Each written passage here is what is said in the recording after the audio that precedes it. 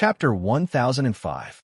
The seventh summoner scolded so loudly that everyone inside and outside the summoning hall could hear it clearly. The person in charge of the summoning hall was embarrassed. He was considered a big shot in Punlai, but in front of the seventh summoner, who was deeply favored by the Emperor's AO and Red, he could only obediently be scolded. Yin Sheng heard everything clearly from the side. When she heard that they were going to switch to a nurturing summoner, a hint of joy appeared between her brows. However, she was not in a hurry to interrupt and just listen from the side. Summoners were also divided into several types. Just like warriors, some were good at offense, and some were good at defense. It was the same for summoners. Some summoners belonged to the category of beast summoners. In terms of combat, they had a tacit understanding with beasts. One person's strength was enough to fight against 10 beasts. For example, Zhong He, one of Yin Sheng's subordinates, was a holy bee summoner and a bee summoner at the same time. But not all summoners were beast summoners. There were some who were not good at fighting, but were very good at rearing animals. Those were the beast summoners. This kind of summoner didn't have brave, summoned beast companions, but they understood the habits of various magical beasts very well. They were born with the ability to make magical beasts close to and trust them. As a result, it was easier to tame magical beasts, and, at the same time, the magical beasts could reproduce better. Compared to beast summoners were more rare, especially in the Zao state, which needed a large number of magical beasts every day. A good husbandry summoner could raise hundreds and thousands of magic beasts, which was a huge fortune. Although Yun Sheng didn't specialize in beast summoners, she had the exquisite beast pagoda that no beast summoner had. The exquisite beast pagoda was a rare artifact on the mainland. It could make magical beasts grow faster, and it was a treasure that magical beasts scrambled for like ducks. Therefore, as long as Yun Sheng had the exquisite beast pagoda in hand, she had a fatal attraction to any magical beast. The person in charge of the Punlai monastery was scolded badly, but he didn't dare to say anything. He only dared to curse in his heart. The seventh summoner was simply making trouble for no reason. Beast summoners weren't cabbages that could be found everywhere. Otherwise, the Emperor Zhao, in Red, wouldn't have placed so much importance on him after he received the second main summon. The second summoner himself couldn't even summon a holy beast. After the death of the second summoner, the Zhao state had lost an excellent animal summoner. The problem in the magic beast forest could only be solved by finding an excellent animal summoner. Excuse me, are you recruiting domestic-type summoners? Just as the seventh summoner was getting angry, a very discordant voice interrupted his reprimand. The seventh summoner looked and saw that the one who interrupted him was a sallow and emaciated female summoner. Her clothes were thin, and she only had a tattered summoning ring on her hand. The magical beast beside her was also inconspicuous. It looked just like a slightly larger dog. A lowly, low-level summoner actually dared to interrupt him? Where did this country bumpkin come from? Can't you see that this lord is talking to someone? The seventh lord snapped. Honorable Lord Summoner, I accidentally overheard your conversation. Are you looking for a domestic-type summoner? I'm a domestic-type summoner. Chang Wei introduced me. Yin Sheng said respectfully. Go away, go away. Don't you know where you are? The domestic-type summoners that the Zhao state wants are all high-level magical beasts. They're not Tom, Dick, or Harry. The seventh summoner wasn't happy. Instead, he looked disgusted. When the person in charge of the Punlai monastery heard Yun Sheng mention Chang Wei's name, he took a few more glances at Yin Sheng. Chang Wei and the person in charge of the Punlai monastery had a lot of business dealings. Chang Wei was a very arrogant person. He was very picky when it came to magical beasts and people. This was the first time he heard that someone had been introduced by Chang Wei. With one look, the person in charge of the Punlai monastery was shocked. Seeing that the seventh summoner was being disrespectful to its master, Xiao He roared angrily. Its back arched and its fur stood on end. A cold, murderous intent surged in its eyes. Its originally ordinary black fur was surging with a special pattern that looked like a cloud pattern. When Xiao He showed its might, the magical beasts in the Punlai monastery all trembled. Even their masters couldn't control them. Heavens, this is a holy beast. Could it be that you're a domestic-type summoner? The person in charge of the Penglai monastery had better eyesight than the seventh summoner. He looked like he couldn't close his mouth and pointed at Xiaohei. What? You're saying that she's a holy beast summoner? Don't be mistaken. The seventh summoner was shocked. He had actually almost chased away a holy beast summoner. Moreover, this person claimed to be a domestic-type summoner. No, the summoning ring on her hand is obviously the ring of a low-level beast summoner. Among the beast summoners, there are the most basic beast speakers, beast summoners, wizard beast summoners, sacred beast summoners, main summoners, and Emperor Zhao. Yin Sheng's ring was disguised as a beast speaker ring. It indeed retained the appearance that she had when she first became a beast summoner in the Jade Capital. It was absolutely impossible for a beast summoner to control a holy beast. In other words, this female beast summoner was definitely a holy beast summoner. However, due to some reason, she had yet to participate in the assessment, so she had yet to advance. This was the first time in many years that the person in charge of the Penglai monastery had encountered such a bizarre situation. Oh, this is a long story. When I first contracted Xiaohei, she was still a low-level wild dog.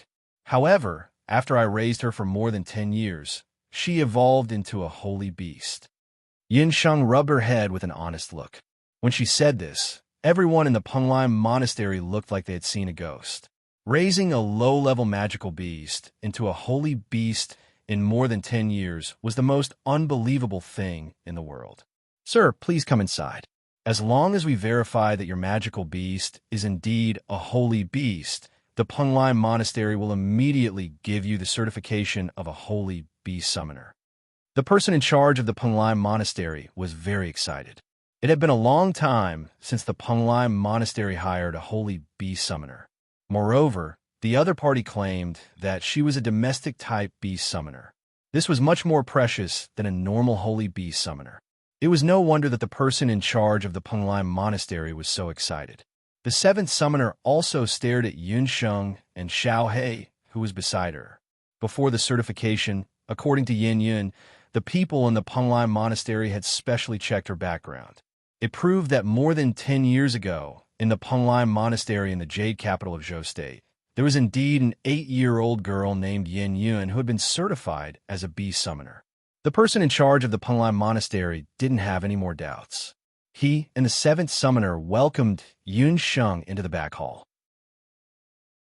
Chapter 1006. Half an hour later, when Yun Sheng walked out of the summoning house again, she had already obtained the certification of the Penglai monastery and confirmed that Xiaohei was a sacred beast. She had also successfully become a sacred beast summoner. The summoners in the summoning house looked at her with eyes full of respect. In Penglai, there were two ways to determine the level of a summoner. One was to determine the level of the summoner according to the strength of the summoner. The other was to determine the level of the summoner according to the strength of the magical beast. After all, if a summoner could contract a sacred beast, it didn't matter whether the summoner's strength was strong or not. After all, having a sacred beast was equivalent to having the combat power of a sacred beast. After Xiaohei defeated several high-level magical beasts in one go, no one doubted Xiaohei's strength anymore. Yin Sheng also had a new summoning ring on her hand. Even in Penglai, the number of sacred beast summoners did not exceed 100 people. The Zhao state was also very generous towards sacred beast summoners. Any sacred beast summoner who was registered in the Zhao state could have a private mansion on any island in Penglai, a limitless gold card with 1 million gold coins, and a summoning ring inlaid with a sacred beast soul stone. These were all used unconditionally. Yin Sheng also learned from Chang Wei that the summoning house had many functions in Penglai. In addition to providing certification for those who wanted to become a summoner, the summoning house's function in Penglai Island was similar to the function of the Hunters Guild in the mainland. It provided job opportunities for summoners. Some freelance summoners could be permanently or temporarily employed in the summoning house by the Zhao state, other organizations, or individuals. Yun Sheng did not agree to the summoning house's employment. She knew that the seventh summoner would definitely come looking for her. When Yun Sheng left the summoning house, she deliberately walked slowly. She had already noticed that the seventh summoner was waiting outside the summoning house. Sure enough, after a few steps, the seventh summoner noticed Yun Sheng and followed her. "Master Yin Yun, please take care," the seventh summoner said flatteringly. "Seventh summoner, I didn't know you were the summoner of the Zhao state. Please forgive me for my disrespect." Yin Sheng was also flattered. "Master, I would like to hire you as our summoner of Magical Beast Forest." The seventh summoner went straight to the point with his invitation. He took Yun Sheng to the most luxurious restaurant in the city. Yun Sheng found out from the seventh summoner that the seventh summoner had recently accepted an assignment from the Zhao State's Magic Beast Forest. But recently, a very bizarre thing had happened in the Magical Beast Forest. In the Magic Beast Forest, there were a large number of holy beasts. These holy beasts were used for summoners to contract, so they were very important to the Zhao State. In the past few hundred years, there had been no problems with the Holy Beast Forest. However, about 3 days ago, after the second summoner of the Zhao State met with an unfortunate accident, the Holy Beast Forest began to die one after another. Most of them were holy beasts of high rank. Other than the second summoner, doesn't the Zhao State have other summoners? Yun Sheng thought that the second summoner couldn't be the only summoner of high rank in the Magic Beast Forest. There are other low-level and mid-level animal husbandry summoners in charge of the Magical Beast Forest. However, there is only one high-level animal husbandry summoner, the second main summoner, not to mention a holy beast husbandry summoner like you. In order to manage the Magical Beast Forest well, the seventh main summoner had used his personal resources to hire a few animal husbandry summoners. However, these guys only knew how to brag. When they accepted the seventh summoner's money, they all promised that they would be able to solve the problem in the Magic Beast Forest within a few days. However, after a few days, the holy beasts still died in batches. Every morning, seeing the bodies of the holy beasts being transported out of the Magic Beast Forest, the seventh summoner's face was even sadder than if his own mother had died. "Master Yin Yun, can you accept my invitation to go to the Magic Beast Forest and find out the specific cause of the holy beast's death?" The seventh summoner changed his previous snobbish attitude and spoke in a flattering tone. Now, in the eyes of the seventh summoner, this summoner named Yin Yun was more important than his own mother. Yin Yun had been confirmed as a holy beast summoner. In Penglai, there were several types of summoners of high rank, low rank, middle rank, high rank, and holy beast summoner. As the name implied, a summoner of high rank was able to raise a holy beast of the same rank. The second summoner of the Zhao State was a high-rank summoner. In the Magic Beast Forest, many high-rank holy beasts have been raised by the second summoner in the past few decades. With this ability alone, the second summoner was able to become the first summoner in the Zhao State, second only to Emperor Zhao. He had run amok in the Zhao State for several decades. Previously, the seventh summoner had also been wary of the second summoner's ability.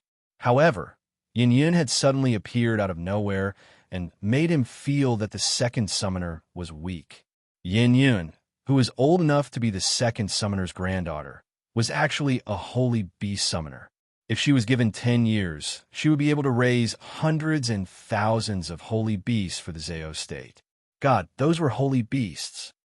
With so many holy beasts, the Zhao State would not have to worry at all even if the 8 desolate tribes came, let alone the boundless land. Furthermore, how old was Yin Yun? It was said that she was only 18. If she could raise holy beasts at 18 years old, who knew if she would be able to raise king-level holy beasts in a few decades?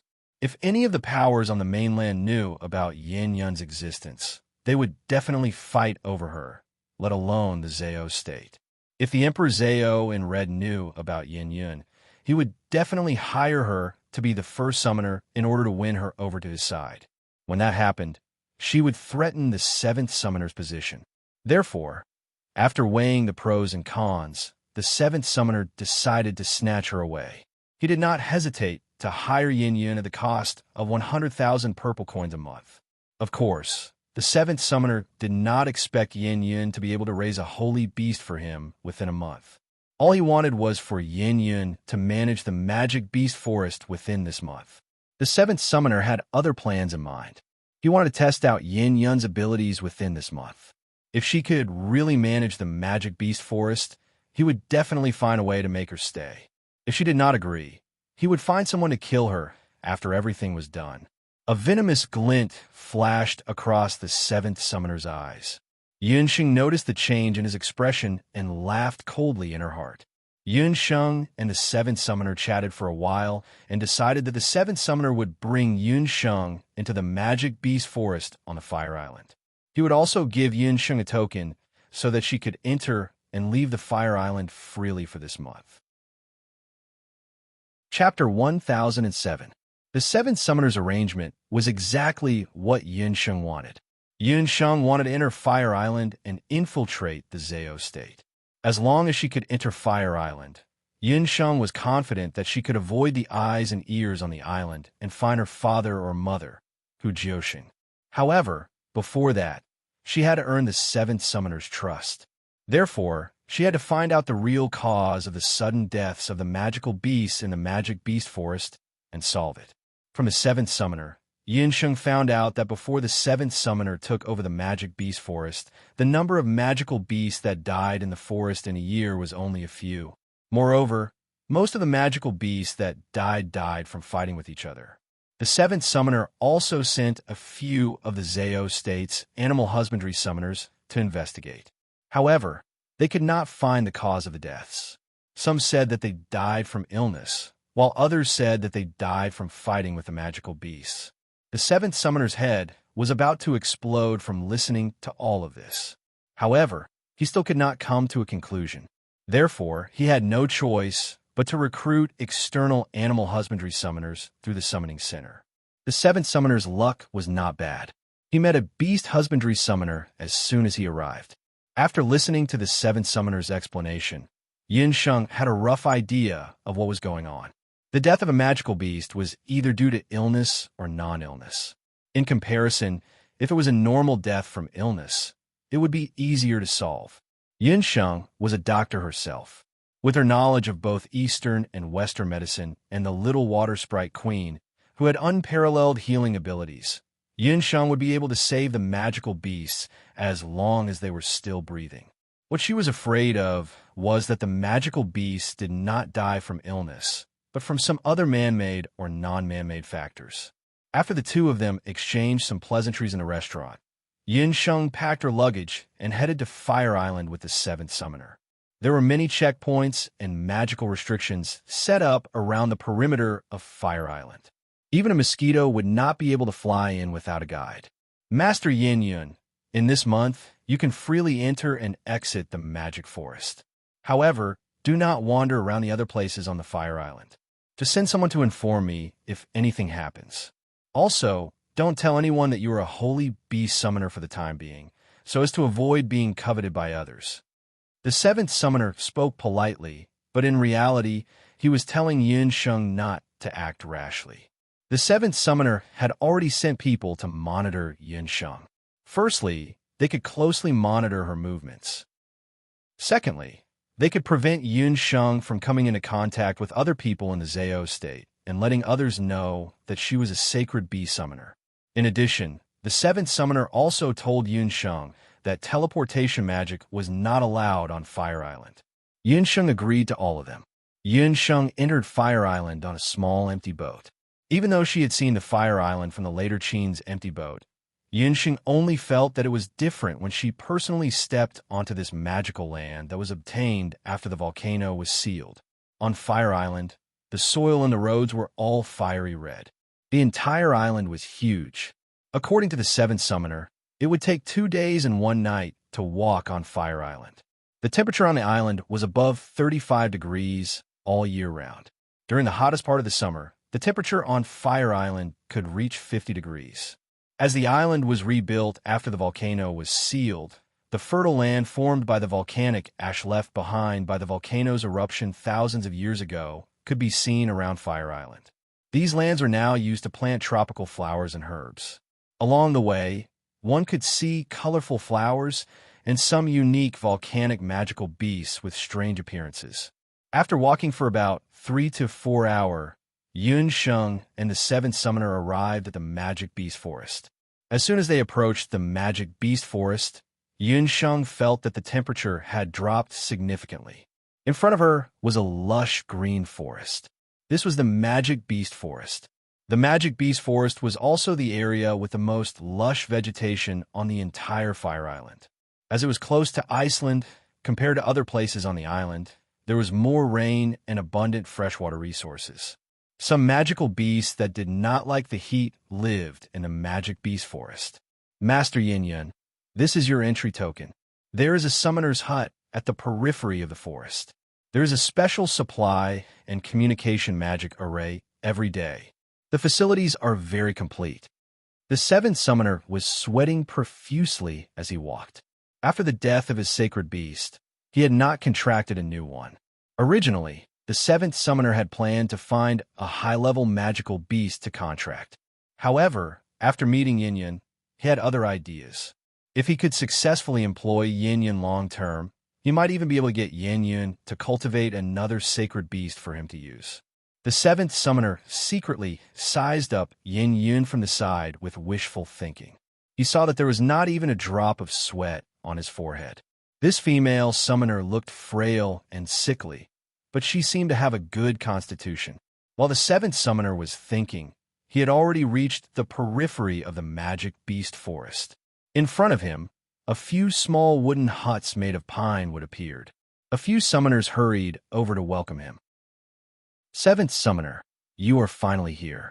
We have found the cause of death of the magical beasts. These were all summoners who had been hired by the seventh summoner. There were men and women, old and young. All of them pushed each other, wanting to be the first to tell the seventh summoner about their findings. The seventh summoner was overjoyed when he heard that there was some progress. You found the cause? How did the magical beast die? Summoner, I will say it first. I found out that the magical beasts in the magic beast forest died after drinking poisonous water. Go away. What poisonous water? The magical beasts in the forest all drink water. How can a few magical beasts die? He clearly died after eating a rare poisonous moss. Go away. Those magical beasts clearly died from fighting. These summoners criticized each other one after another. The seventh summoner's head was about to explode. Lord Summoner, another magical beast has died. A forest patrolling summoner barged in. In his hands was a rank 8 windsword eagle that had just died not long ago. A rank 8 magical beast. That was not a low rank. The seventh summoner took a look and felt a headache coming on. A bunch of useless things. You still haven't found the cause of death. Go away. Let my newly hired Master Yin Yun take a look. These good-for-nothings all wanted to contribute, but they were all half-baked. He had spent a lot of money to hire them. After spending a few days, the magical beasts were still dying one by one. If this continued, more than half of the magical beasts in the magic beast forest would die in a month. Those summoners saw that the seventh summoner was respectful to Yun Sheng and somewhat hostile to Yun Sheng. But because the seventh summoner was present, they could not flare up. They could only resentfully retreat to the side. Bring that windsword eagle over. I want to cut open its body and take a look. Yin Sheng waved her hand and let the patrolling summoner come forward. Chapter 1008. When they heard that Yun Sheng was going to dissect the carcass of a magical beast, the summoners all showed expressions of disgust. They were summoners, not butchers. Where did the seventh summoner find this person from? Looking at her skillful movements, she must have been a hunter in the past. The seventh summoner was really desperate. He actually found such a woman to solve the problem of the magic beast forest. The seventh summoner clicked his tongue in wonder as well. However, he quickly discovered that Yun Sheng's method of dissecting corpses was very special. In just an hour, she had completely cleaned out an 8th-tier magical beast, from its fur to its organs. The rarest thing was that she even used water freezing magic during the dissection. There was not a single drop of blood during the entire process. After Yun Sheng dissected the carcass, She found that there were no internal injuries on the body of the magical beast eagle. There were also no signs of being hit by magic. However, the color of the liver and gallbladder was normal. It did not look like it was poisoned. The heart of the magical beast had burst, and there were signs of blood flow in reverse. It looked like it had been frightened and suddenly died. Yunsheng had also heard the seventh summoner say that most of the magical beasts in the magic beast forest were level 6 to 9 magical beasts. There were about 2 or 3 sacred beasts that could scare a level 8 magical beast to death. Could it be that some terrifying magical beast had intruded into the magic beast forest? How is it, Master Yinyan? Can you tell how the magical beast died? The seventh summoner asked anxiously. I can't tell the cause of death at the moment. I think I need to enter the magic beast forest to take a look. Yunsheng could at least be sure that this magical beast did not die of illness. I thought you were very good. In the end, you can't tell anything. The seventh summoner still listens to us. The few summoners who had been left out gloated at their misfortune. All of you shut your mouths. In the future, you all have to obediently listen to whatever Grandmaster Yinyan says. If Grandmaster wants to enter the forest, you all have to follow her. It's already late today. Tomorrow, the few of you will accompany her, said the seventh overseer. This bunch of good-for-nothings. Earlier, they said that the magical beast's food was poisonous. Later, they simply said that there was poisonous gas in the forest. Now, they were using the water source as an excuse. When the summoners heard this, their faces were filled with anger. Yunsheng, however, looked at the magic beast forest with a meaningful expression. In the twilight, the magic beast forest was filled with dense trees. From time to time, the shrill cries of birds could be heard. At night, after waiting for the other summoners to fall asleep, Yunsheng got up alone. After avoiding the gazes of the people watching her, Yunsheng came to the entrance of the magical beast forest. Above the sky, there was a crescent moon shaped like a sickle. Yunsheng began to chant, and 2 summoning arrays flashed beneath her feet. The enchanting night demon queen and the centipede ant general appeared in front of Yunsheng. They respectfully awaited Yunsheng's. Take advantage of the night to enter the magic beast forest. Be sure to pay attention to every movement in the forest. If you find anything strange, report back immediately. Although Yunsheng had said in the evening that they would enter the magic beast forest tomorrow, she had already made up her mind. She would not be like those useless summoners, blindly searching. Her summoned beasts were her best ears and eyes. They could find out anything that happened in the magic beast forest. The night passed. The night demon queen and the 100-legged ant general in the magic beast forest brought back news. But what surprised Yunsheng was that neither the night demon queen nor the 100-legged ant general sent any clues related to the death of the magical beasts. But one thing was certain. In the magic beast forest, there were no ferocious foreign magical beasts, as Yunsheng had expected. After hearing this, Yunsheng also felt that it was a little tricky. It seemed that she could only enter the magic beast forest herself to find the possible cause of the magical beast's deaths. However, when Yunsheng found several summoners who were familiar with the terrain of the magic beast forest, these people were not willing to accompany Yunsheng into the magic beast forest. You don't want to live, but we do. That's the magic beast forest. There are wild magical beasts that have not been domesticated. Without the accompaniment of the Zao State's patrol summoners, we are not willing to enter. It's just sunrise now. The patrol summoners have not yet arrived.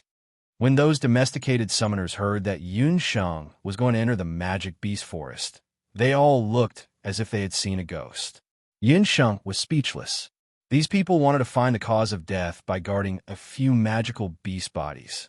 No wonder these domesticated summoners did not have any clues after so many days.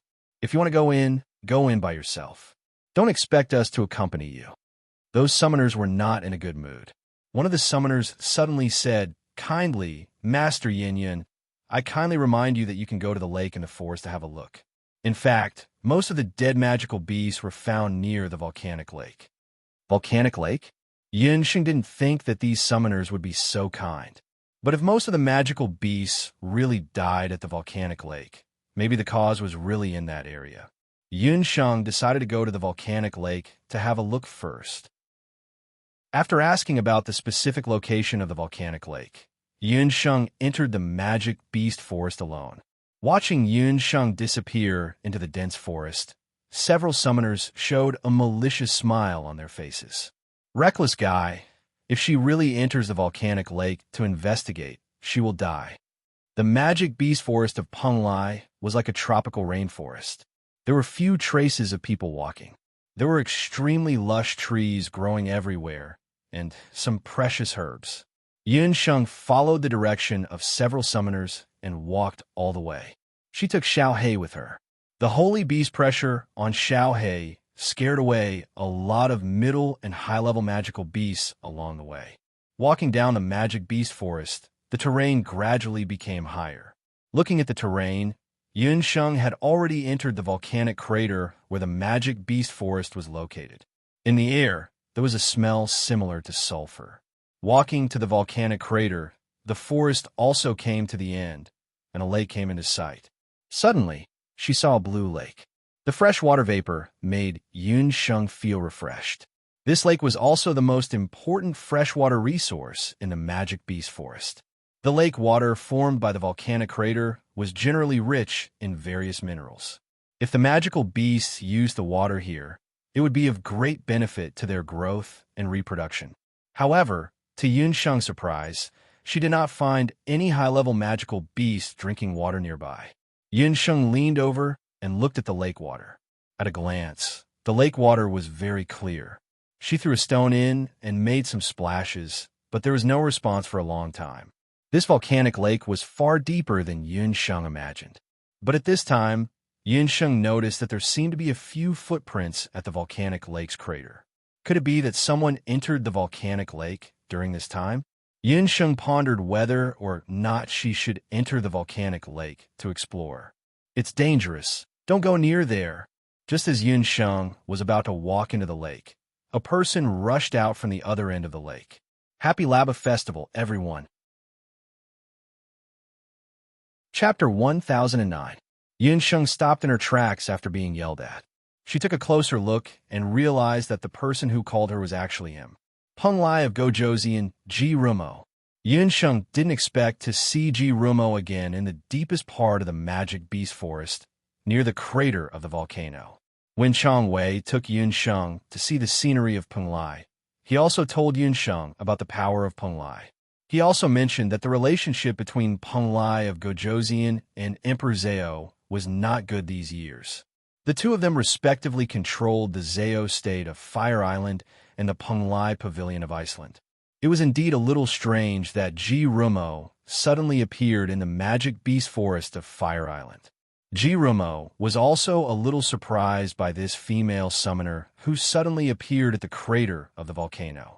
This area was recognized as a forbidden area in the magic beast forest because the volcano guardian beast left behind by the first Emperor Zao was sleeping in this lake. Usually, those summoners didn't dare to come close to this place at all. Only some powerful magical beasts would come close to this place to drink water. But these days, for some unknown reason, even high-level magical beasts didn't dare to come close to this area. Even though the guardian beast of the volcano crater was asleep most of the time, it would still burn the intruders to ashes if it was accidentally disturbed. That was why no one dared to approach this place, even with the accompaniment of a battle summoner. Ji Rumo paid attention to Yun Sheng's expression and saw that she was completely ignorant. And, judging from her actions just now, it seemed that she wanted to enter the volcano lake. Yun Sheng inevitably felt a little guilty when she met Ji Rumo. She was afraid that he would recognize her.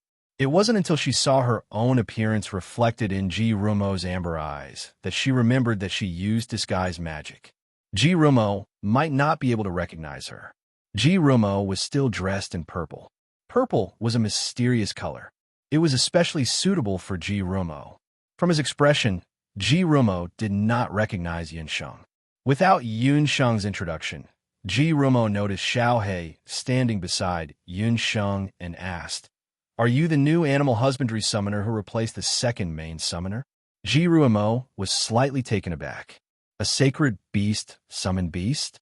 Is she the new summoner who will replace the second main summoner? My name is Yin Yun. Are you also a summoner? Yin Sheng was relieved that Ji Rumo didn't recognize her. Her tone also relaxed a lot. After weighing the pros and cons, Yun Sheng decided to pretend that she didn't know Ji Rumo. Seeing that the other party did not recognize him, Ji Rumo did not reveal his identity. In Penglai, he has always been the superior Penglai of Gojoseon. It was rare that someone didn't know his identity. Ji Rumo felt a lot more relaxed. Since you are replacing the second main summoner, you should know that in the Magic Beast Forest, there are some places that cannot be set foot. For example, this lake. Ji Rumo pointed to the lake in front of Yun Sheng. What's so special about this lake? From what I see, it's just a volcanic lake. Yun Sheng could see that this lake was formed because of the volcano. You should have heard of the origin of Fire Island. This lake is not just an ordinary lake. It is also where the first Emperor Zeus volcano was located. Ji Rumo's words made Yun Sheng involuntarily take a few more glances at the volcanic crater. Penglai Fire Island was once an active volcano. Every year, the volcanic eruption here would bring disaster to the residents on the surrounding islands. Thousands of years ago, the first pope traveled here. He liked the beautiful scenery of Penglai Island and felt that this place was very suitable for breeding magical beasts. With his own tyrannical strength, he sealed the active volcano. Yin Sheng had heard about the first Emperor Zeus sealing the volcano and building Fire Island. It was just that she did not expect that the seal was hidden under this volcanic lake. After the first pope sealed the volcano, he was worried that someone would rashly approach the volcano in the future and destroy the seal. Before he passed away, he left a powerful guardian beast here. If outsiders approached this place, they would be burned to ashes by the guardian beast's flames. When Yun Sheng heard this, she knew that she must have been tricked by those summoners. They clearly knew that this was where the seal was and that there was a powerful guardian beast here. However, they still guided her here to find a water source. If Yun Sheng had not met Ji Rumo, once she encountered the guardian beast, she would have had a fierce battle. When Yun Sheng thought of this, she sneered in her heart. No one could be safe and sound after framing her. Thank you for reminding me. However, since you know that this area is very dangerous, why did you appear nearby? Yun Sheng felt very strange. Why would Penglai of Gojoseon appear in the Magic Beast Forest? I came to pay respects to my mother. Ji Rumo did not hide it. Penglai of Gojoseon, Ji Rumo's mother? Penglai of Gojoseon's mother, logically speaking, should be a member of the Penglai royal family. Why was she buried in a place like the Magic Beast Forest? However, Yin Sheng also noticed Ji Rumo's choice of words. He said mother, and not imperial mother or imperial mother. Why is your mother's tomb built in such a place? Is she also a pet summoner? Yin Sheng looked puzzled. She was born here and died here. Ji Rumo led Yun Sheng through a bush, and a small mound appeared in front of them. That mound was the tomb of Ji Rumo's mother. On the tombstone, it was engraved. Yin Sheng suddenly widened her eyes. You must be very surprised. How can my mother be a magical beast? That's right. She's a 5th-grade antelope. I grew up drinking her milk. Ji Rumo appeared to be very talkative today. He did not avoid the fact that he and Yun Sheng were just acquaintances by chance. Ji Rumo's warm voice lingered in her ears. Yun Sheng got to know a different Ji Rumo. Ji Rumo was an orphan when he was young. He was adopted by the people of the Zeus state when he was young. Like all the other orphans adopted by the Zeus state, he grew up drinking the milk of magical beasts. However, because Ji Rumo was small and ugly when he was first brought back, the strong mother beasts with ample milk were not willing to feed him. Even the maids of the Zeus state despised him because of this. The maids threw him into the forest of magical beasts. He was not fated to die yet. His weak cries were heard by a passing antelope. The antelope carried Ji Rumo, who was as thin and weak as a kitten, back to where it came from. Before Ji Rumo was 3 years old, he grew up drinking the milk of the antelope and lived in the forest of magical beasts. After he was 3 years old, he left the forest of magical beasts and returned to the Zeus state. Then how did the antelope die? Yin Sheng had some impression of the antelope. It was a low-level magical beast. It was agile and had a lifespan of about 50 years. According to the rules of the Zhao state, babies who grew up drinking the milk of magical beasts must kill the magical beast with their own hands when they become adults. Jirumo said calmly. Chapter 10:10. Yin Sheng was silent. She didn't expect Jirumo to have such a pitiful past. The Emperor Zhao in red, who was high and mighty in the eyes of the world, turned out to be an orphan who was raised by a magical beast.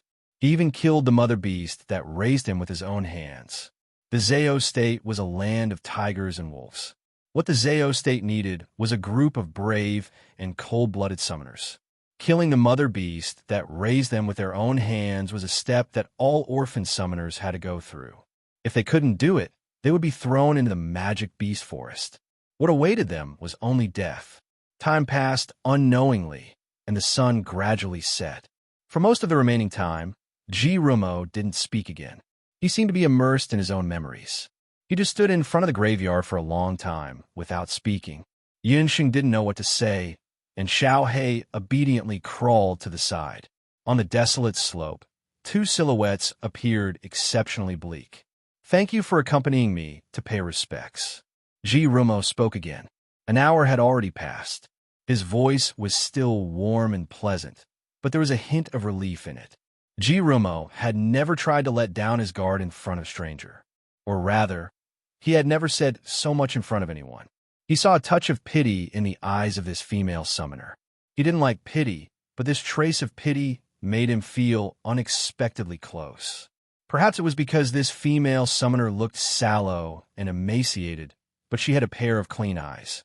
This made him involuntarily think of Yin Sheng. That was the only woman in the world that he had feelings for. After talking to a stranger, Jirumo felt a lot more comfortable in his heart. Jirumo looked up at the sky. Unknowingly, it was almost time for the morning court. He nodded at Yin Sheng. "Recently, there has been something wrong in the magic beast forest. I hope you can find a reason as soon as possible. However, don't try to enter the volcanic lake." After Jirumo gave a friendly warning, magic flashed and he disappeared. He came and went without a trace, as if he had never appeared. After Jirumo left, Yunsheng did not leave immediately. She left the mound and returned to the volcanic lake. Despite Jirumo's reminder, Yunsheng did not intend to give up the search. She searched around the volcanic lake. There were indeed unfamiliar footprints near the mouth of the volcano. It might be difficult for an ordinary person to discover them, but for Yunsheng, who possessed the Shenong pupil and had superior eyesight, she quickly captured this point. According to the news brought back by the magical beasts last night, as well as what the summoners had said earlier, Yunsheng was certain that there were no problems with the water, soil, and food of the magical beasts in the magical beast forest. However, it was also a fact that magical beasts had died near the mouth of the volcano. Staring at the clear volcanic lake, Yunsheng fell into deep thought. Just as Yunsheng was deep in thought, she heard a heavy breathing sound beside her ear. Turning back, she realized that something was wrong with Xiaohei. It seemed to be a little irritable, and near the mouth of the volcano, it stuck out its tongue from time to time and kept panting. Xiaohei was not an ordinary magical beast. It was a holy beast. Normal high temperatures and long-distance travel were nothing to it. Hence, its strange behavior attracted Yunsheng's attention. Magical beasts were always more sensitive than humans. Could it be that Xiaohei had discovered something? "Xiaohei, what's wrong?" Yunsheng and Xiaohei communicated with each other using their divine senses. "Master, I have an indescribable feeling. I feel a tightness in my chest. I want to leave this place quickly." Xiaohei told Yunsheng the truth. Xiaohei also told Yunsheng that the closer they got to the mouth of the volcanic lake, the more intense its irritation became. It felt as if the blood vessels in its body were about to explode. Yunsheng suddenly remembered the cause of death of the magical beast that she had dissected earlier. Those magical beasts seemed to have different degrees of blood reflux and symptoms of being scared to death. These were very similar to what Xiaohei was saying. Xiaohei was a holy beast but even it could not resist, not to mention those ordinary high-level magical beasts. Yun Sheng was even more certain that the unknown cause of the deaths of the magical beasts was the volcanic lake, or rather, the volcanic seal. Yun Sheng decided that they still had to dive into the volcanic lake. The water in this lake was very clear, and it looked no different from ordinary drinking water. However, the volcanic seal left behind by the first Emperor Zhao was hidden beneath it.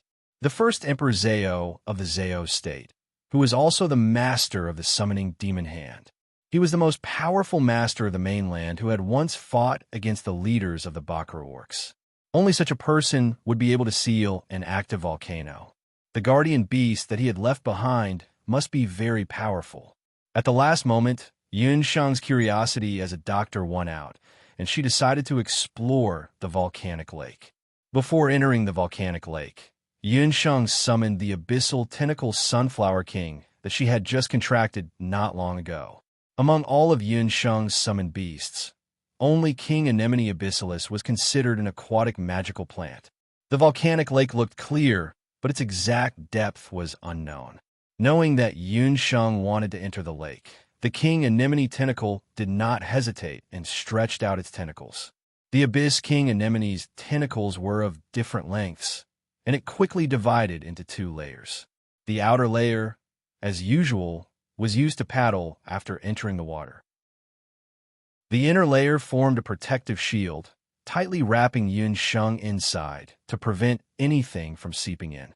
After Yun Sheng was wrapped by Anemone abyssalis, she realized that the Sunflower King's tentacles had become transparent.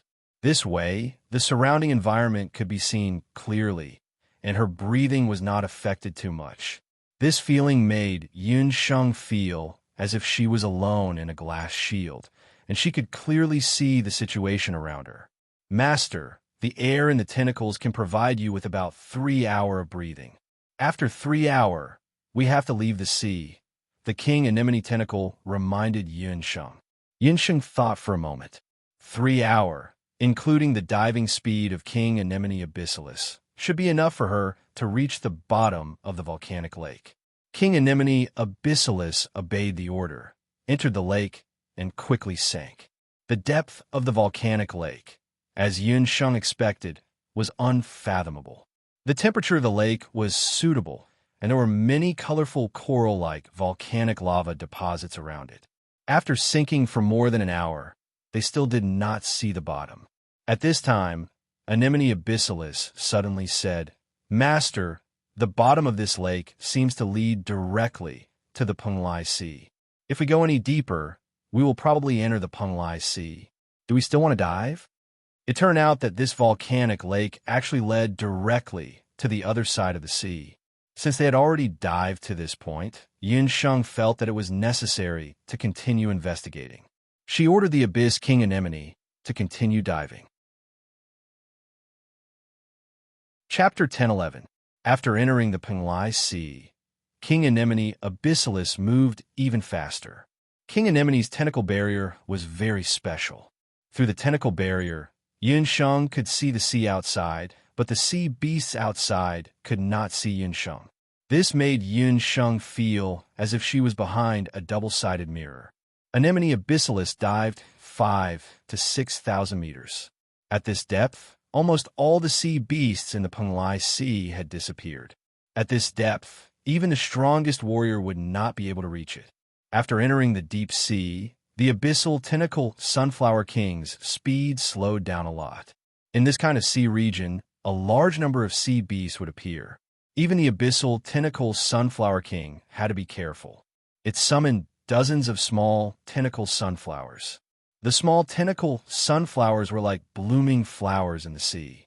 Following the current, they spread out in all directions, acting as the sentinels for King Anemone's advance.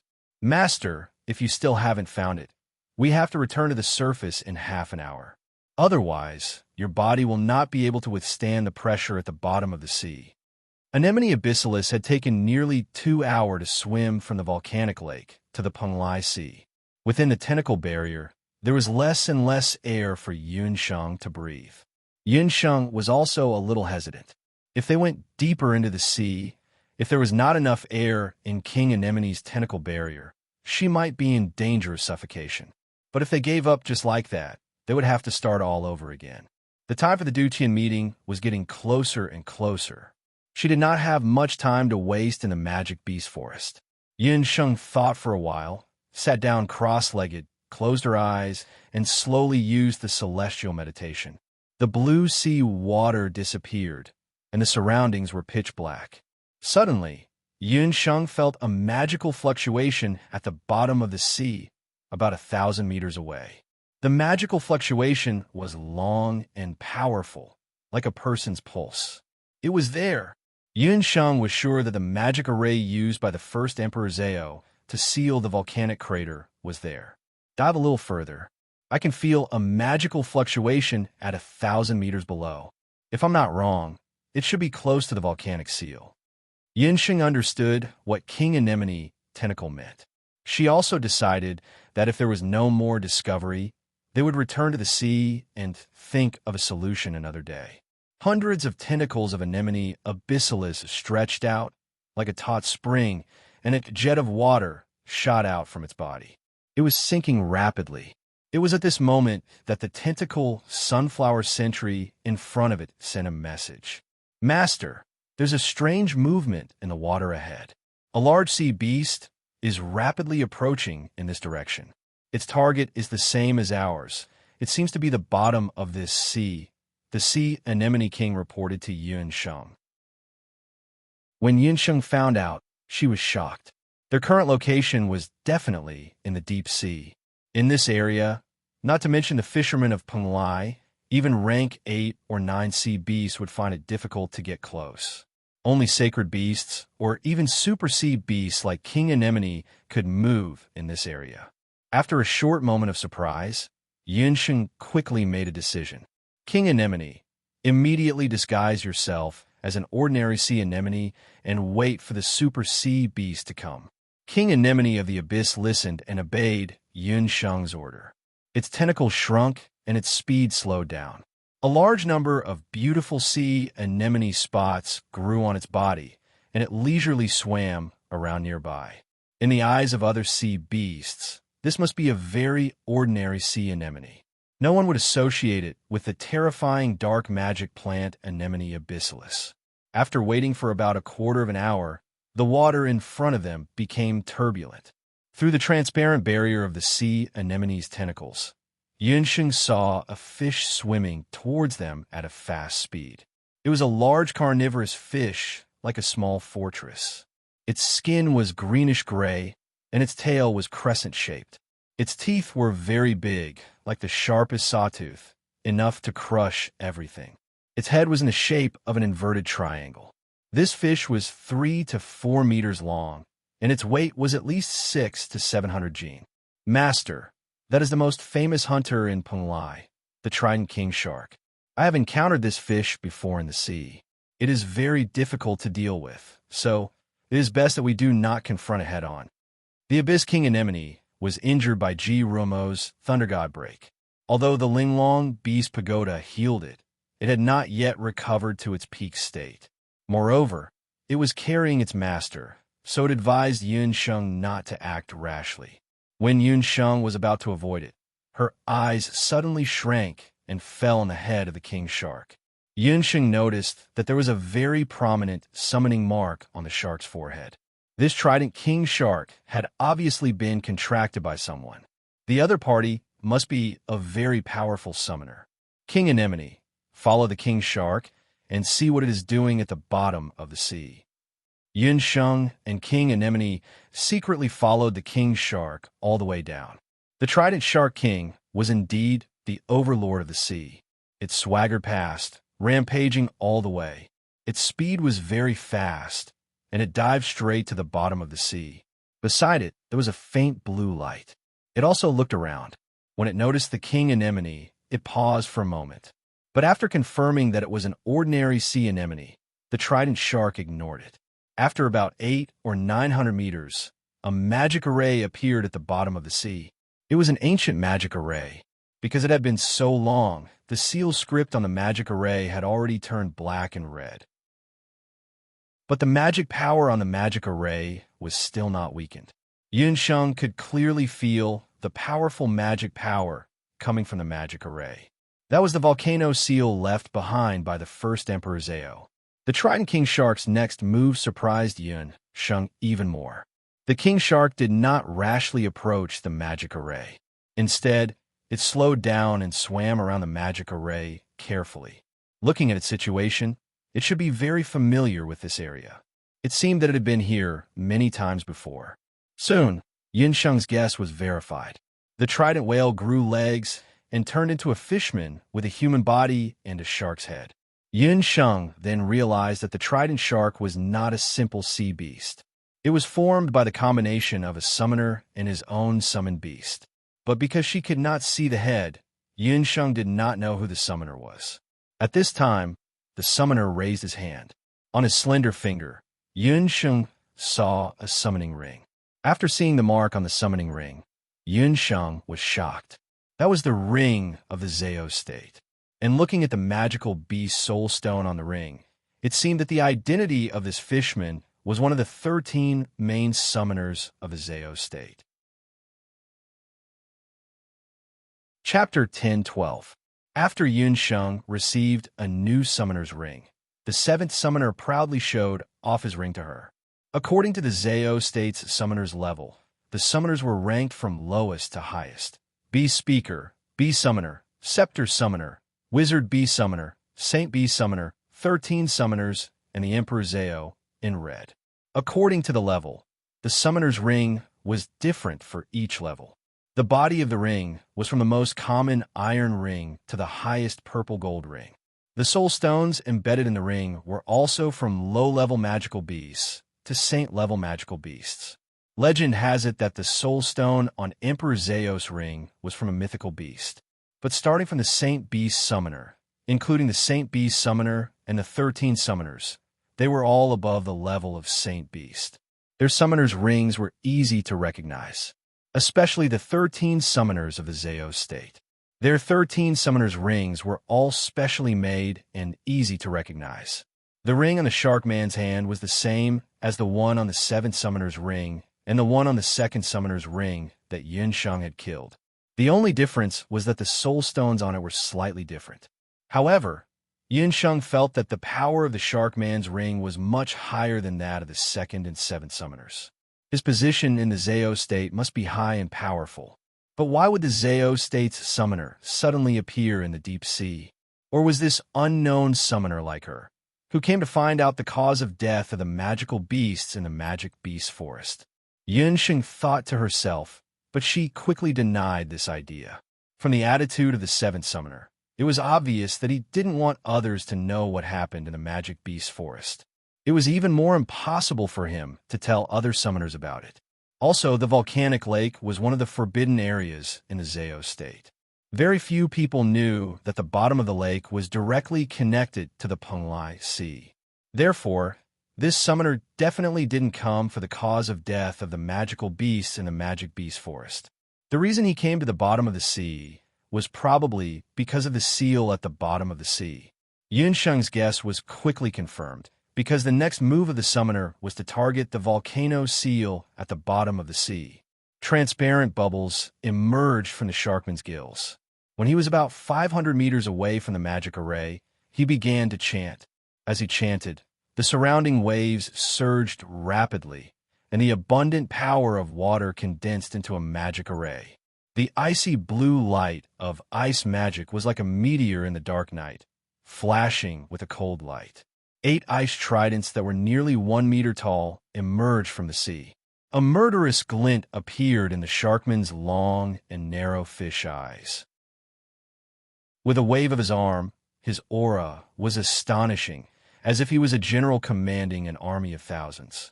The 8 icy tridents were like 8 death nails, piercing towards the 8 corners of the volcano seal: east, west, north, south, southeast, southwest, northeast, and northwest. Yunsheng was not proficient in magic arrays, but with her Shun-Nong pupil, she could see that the 8 positions of the sharkman's attack were very exquisite. They happened to be the 8 positions where the magic power of the entire magic array was the weakest. Once these 8 positions were hit, it was like the 8 main acupoints of the human body. The condensation of magic power would be greatly hindered. After a long time, the entire volcano seal would be affected. At this time, the 8 tridents had sunk into the magic array. At that moment, the magic seal text in the dark red magic array emitted a blood-like red light. Then, a terrible sound like the roar of a wild beast came from the magic array. There was no movement in the magic array, but there was a change. The whole magic array was like a pot of boiling lava, bright red and shining. Within the lava, an indistinct, angry expression that resembled a human face appeared. "Damn, Shark Man, it's you again. This lord will kill you one day." The angry face in the magic array roared at the Shark Man. After the Sharkman's attack succeeded, the Sharkman's shark mouth opened, revealing a sinister smile. He did not stay any longer and immediately used his movement skill, turning into a trident shark again, and swam quickly to the sea. Lava could only watch helplessly as the Shark Man ran away again. He could only feel his anger rising. The reactions of the lava-angry face and the Shark Man in the magic array showed that the two had been enemies for a long time. Yun Sheng saw it clearly from the side. Just as the lava-angry face gradually dimmed and was about to go back to sleep, it keenly smelled 2 unfamiliar auras. The 2 auras turned out to be from a seemingly ordinary deep-sea anemone not far away. Who is it? Who dares to disturb the lava venerable's dream? Within a day, the lava-angry face had been disturbed one after another, and it was already furious. Different from the Shark Man, the lava-angry face was the guardian beast guarding the volcano seal that Jirumo and Yun Sheng had mentioned earlier. It had the power of volcanic lava and transformed into the master of molten flame. It had guarded this area of the deep sea for thousands of years. It knew every blade of grass, every tree, every stone, and every sand in the sea. It had never sensed this unfamiliar aura before. It was obvious that it was an intruder like the Shark Man. Anyone who gets close to the volcano seal must be killed. In the magic array, a mixture of lava that was dozens of meters high suddenly rushed out. It turned into a hand of lava and was about to grab King Anemone.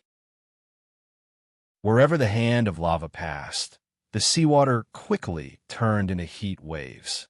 As soon as it approached, it could directly barbecue a person into human jerky. Fortunately, Yun Sheng had the hellfire of the elves, so she was not afraid of this kind of high temperature. King Anemone's hundreds of tentacles stretched and retracted. With a whoosh, it darted out hundreds of meters and landed at the position where the Shark Man was previously. Yun Sheng had been watching coldly from the side just now, so she could see clearly. The volcano guardian beast seemed to be unable to leave the volcano seal. As long as it was in the position of the Shark Man, it would not be afraid of attacks. Sure enough, the pair of lava hands could not move forward for a while. This feeling of watching but not being able to kill the intruder was not a good feeling. It was like sleeping soundly on a summer night, only to find that an annoying mosquito was disturbing one's sleep. Yun Sheng's actions completely angered the guardian of the volcano seal. In the magic array, a red light flashed. In an instant, a flame rushed up. A mountain-like lava giant that was more than 10 meters tall appeared in the magic array. Only then did Yun Sheng see the true appearance of the guardian of the volcano seal. It was tall and big, just like a modern-day transformer. Every muscle on its body was made of intertwined lava boulders. The blood in its body was flowing lava. Its eyes, nose, and mouth were also emitting a scorching red light. Ignorant intruder, leave the volcano seal quickly. Otherwise, don't blame me for being merciless. The master of molten flame roared. Chapter 10:13. The master of molten flame glared angrily. When he saw the intruder's true identity, his ugly face became even more distorted. Lowly dark magic plant, how dare you disturb the guardian's peace? I'm going to crush you into pieces. The lava giant was created with the power of the volcano's lava. It had a bad temper and would get angry at the slightest provocation. Its arms started to move, and a flaming rock spear quickly condensed in its hand. It was ready to throw it at the dark magic plant that did not know what was good for it. However, at this moment, the dark magic plant's body emitted a magical wave that made the master of molten flame tremble. This was the magical wave of the summoning hand.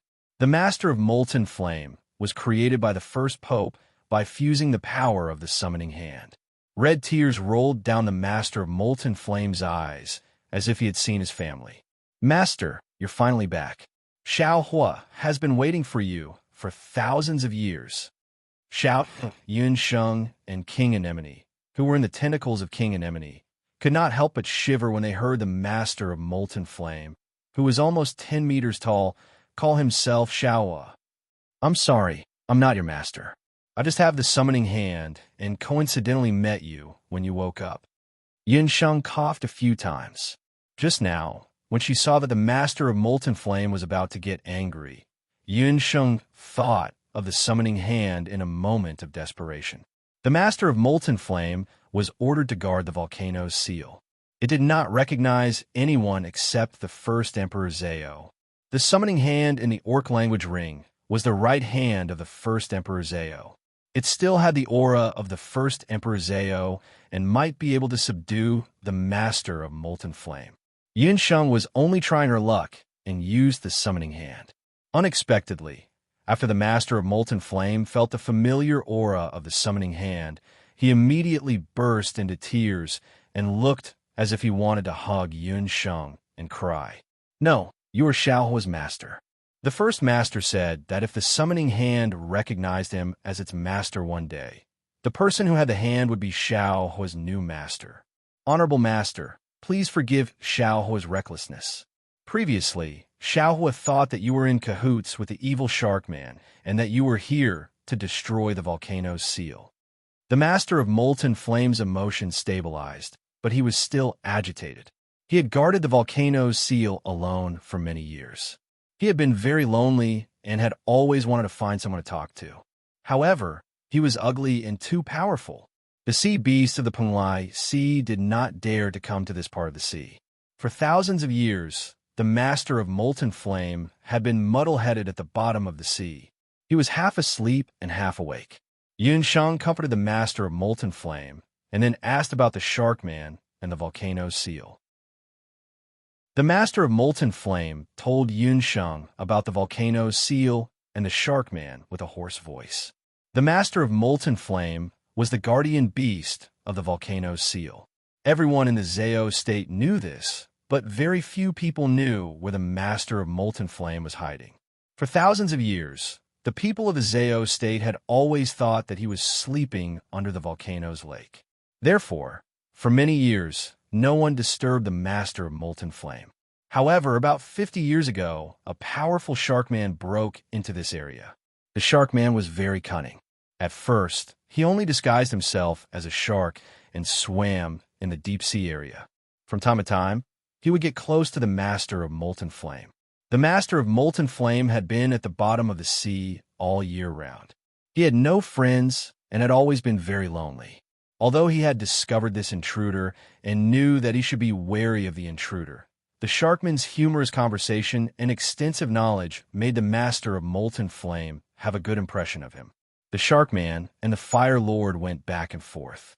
After about 10 years, the sharkman finally won the fire lord's trust. The fire lord and the sharkman talked about everything. He even told the sharkman the weakness of the volcano's seal and the blind spots of his own attacks. After the sharkman got the volcano's seal, he quickly revealed his true identity. He used powerful ice magic. The lava giant was a guardian beast of the fire element, so it avoided ice magic the most. That was why the sharkman used the icy trident to attack the volcano's seal and the master of molten flame. After the master of molten flame learned the sharkman's true identity, he was furious. He wanted to kill the sharkman, who was full of venom. However, the sharkman was not only good at magic, but he was also very fast at escaping. Every time he successfully destroyed the volcano's seal, he would immediately escape. The lava giant could not catch him every time. The volcano's seal was very powerful, but it could not withstand repeated ice magic attacks. These days, the color of the volcano's seal was getting dimmer and dimmer, and the master of molten flame was getting weaker and weaker. You mean, in the past few decades, the Murloc has been coming back to destroy the volcano's seal? Yin Sheng was very surprised. Yes, Xiaohua failed to live up to the old master's advice. He trusted the evil villain, so the volcano's seal became what it is today, the lava giant said with regret. As the volcano's guardian beast, the lava giant could be said to be interdependent with the volcano's seal. If the volcano's seal was destroyed, he would eventually disappear. The master of molten flame had already felt that his life would dissipate at any time. Once the volcano's seal collapsed, the volcano and the fire island would erupt at any time. Yun Sheng was also shocked when she heard the news. Once the volcano that had been sealed for thousands of years erupted, not to mention the Zhao state, even the entire Penglai state would be destroyed. Yin Sheng could not help but be frightened by this terrible idea. At the same time, she also realized that the purpose of the Zhao state summoner was probably to destroy the volcano's seal, so as to achieve the purpose of destroying the Zhao state and Penglai. For nearly 50 years, the Shark Man had been lurking in the Zhao state as the summoner. On one hand, he held great power in the Zhao state, and on the other hand, he lurked in the deep sea from time to time to destroy the volcano's seal. What a shrewd and sinister man. Yinxing thought for a while and concluded that this man must be a spy. The unknown summoner was probably another force, most likely a spy from the Bakra orcs. After figuring out that the volcano's seal was abnormal and that the volcano was likely to erupt at any time, the sudden death of the magical beasts in the World of Warcraft forest was easily solved. The magical beasts in the World of Warcraft forest, especially those high-level magical beasts that lived near volcanoes and lakes, were likely to feel the climate change. Yin Sheng remembered that in her last life, she had heard that every time there was a major geological disaster, such as a volcanic eruption or an earthquake, some sensitive animals living in the local area would do strange things such as committing suicide. It was likely that the magical beasts in the World of Warcraft forest were the same. They had a premonition of the crisis, and in panic they did something that was close to suicide. As long as the magical beast's emotions were appeased, she believed that the sudden death of the magical beasts would be solved. However, before solving the death of the magical beasts, Yin Sheng had to find a way to solve the volcano's seal. Chapter 10:14. Once the volcano on Fire Island erupted, the Zhao state, which was still unaware of the situation, would definitely be annihilated. Yin Sheng hated the Zhao state very much. She also wished that the Zhao state would be annihilated by the eruption of the volcano. However, even if the Zhao state was guilty, the thousands of civilians in Penglai were innocent. Once the volcano erupted, those innocent people, the magical beasts in the magic beast forest, and even the countless magical beasts living in the sea would also suffer. Yin Sheng could not sit back and do nothing. She was the one who was most afraid of trouble, but who knew that trouble would always come to her again and again. Yin Sheng entered the volcanic lake, found the volcanic seal, and ran into the Shark Man attacking the volcanic seal and Xiaohua. It was all unintentional. Her original intention was to track down the cause of the magical beast's death. She did not expect that she would accidentally discover the shocking conspiracy of the Zhao state spy. However, she also had a problem now. Not to mention that she did not know the specific identity of a lurking main summoner. Even if she knew the identity of the other party, how could she expose him? The other party was at the level of the main summoner and had a high position and power. On the other hand, Yin Sheng was in an awkward position now. She had to hide the fact that she was the descendant of Celestial Fox and guard against others recognizing her fake identity as the regent of Great Zhou. Therefore, unless it was absolutely necessary, Yin Sheng could not expose the other party's identity and conspiracy. Therefore, Yin Sheng could only use her wits and not fight head-on. Xiaohua, according to your estimate, how long can the volcanic seal last? Yin Sheng asked. I can't hold on for more than a month. If the fishman attacks again during this period, I'm afraid I won't be able to hold on for more than 10 days. The venerable of lava flame felt that his time was coming to an end. The shark man must have noticed this as well. In the past 3 months, the volcanic seal had been attacked more and more frequently. Although the lava giant had extraordinary strength, it could not escape the volcanic seal. Once the shark man swam out, the lava giant could not do anything. About 10 days, an ominous premonition flashed across Yun Sheng's heart. In another 10 days, the Dutian summit would be held. Panlai of Gojoseon had invited the leaders of several major countries and forces of the mainland to gather at Panlai. If at this time, the volcano seal failed and the volcano suddenly erupted, the Zao state's spy must have been waiting for this opportunity for a long time. He wanted to wipe out the rulers of the continent once and for all. If his scheme succeeded, even if the Dutian blood seal did not collapse, the continent would be without a leader. When that happened, the Bakra orcs would launch a counterattack, and the entire boundless continent would be plunged into an abyss of suffering. He could not allow the volcano seal to fail. Xiaohua, is there any way to strengthen this volcano seal? Yin Sheng could only hope that they could find a way to restore the volcano seal to its original state, or at least hold on for a while, since they couldn't inform the Zao state at once. It is not completely impossible to restore the volcano seal, but 2 conditions must be met. Condition 1, have the summoning demon hand. Condition 2, have the strength of the first Emperor Zao. Only when both conditions are met can the summoning demon hand be used to redraw the volcano seal. The Master of Molten Flame could feel that although this new master had the summoning demon hand, her strength was far from that of the Emperor Zao. The summoning demon hand was a relic of the first Emperor Zao. The summoning demon hand had the memory of drawing the volcano seal. However, the prerequisite was that Yun Sheng had to have the ability to awaken the memory in the summoning demon hand.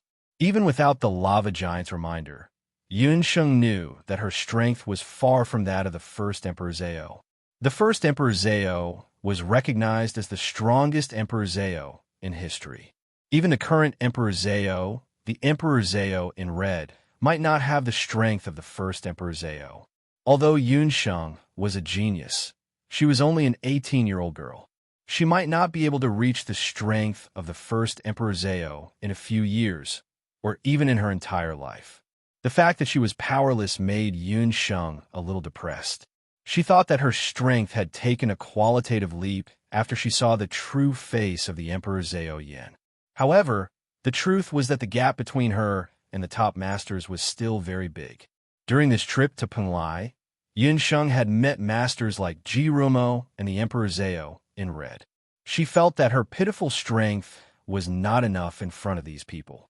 As if he was worried that his words would hurt his new master, the lava giant quickly said, "New master, you don't have to be too discouraged.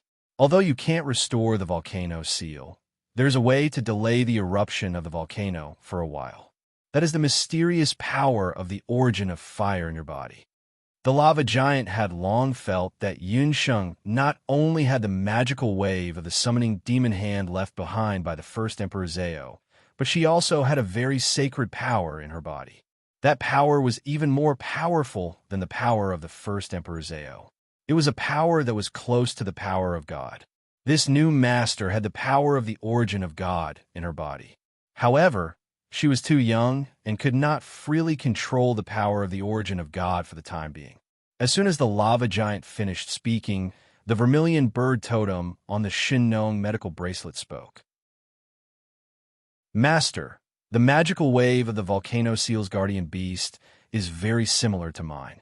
I think maybe I can help it. However, I can only help it restore part of its magical power. I can't completely restore the volcano seal." When Yun Sheng was in the Grand Emperor City, she had gained the allegiance of the 3 great mythical totem beasts. Among them, the vermilion bird totem was originally a very powerful fire attribute mythical beast. The lava giant was a guardian beast created by the first Emperor Zao using part of the volcano's power. It was indeed the same power as the vermilion bird totem. Yunsheng thought for a moment. Suddenly, she asked, "Xiaohe, Do you want to take revenge on that shark man who harassed you from time to time? Hearing that he could take revenge, the hot-tempered lava giant became even more excited. New master, do you have a way to find that hateful shark man? But he is very cunning.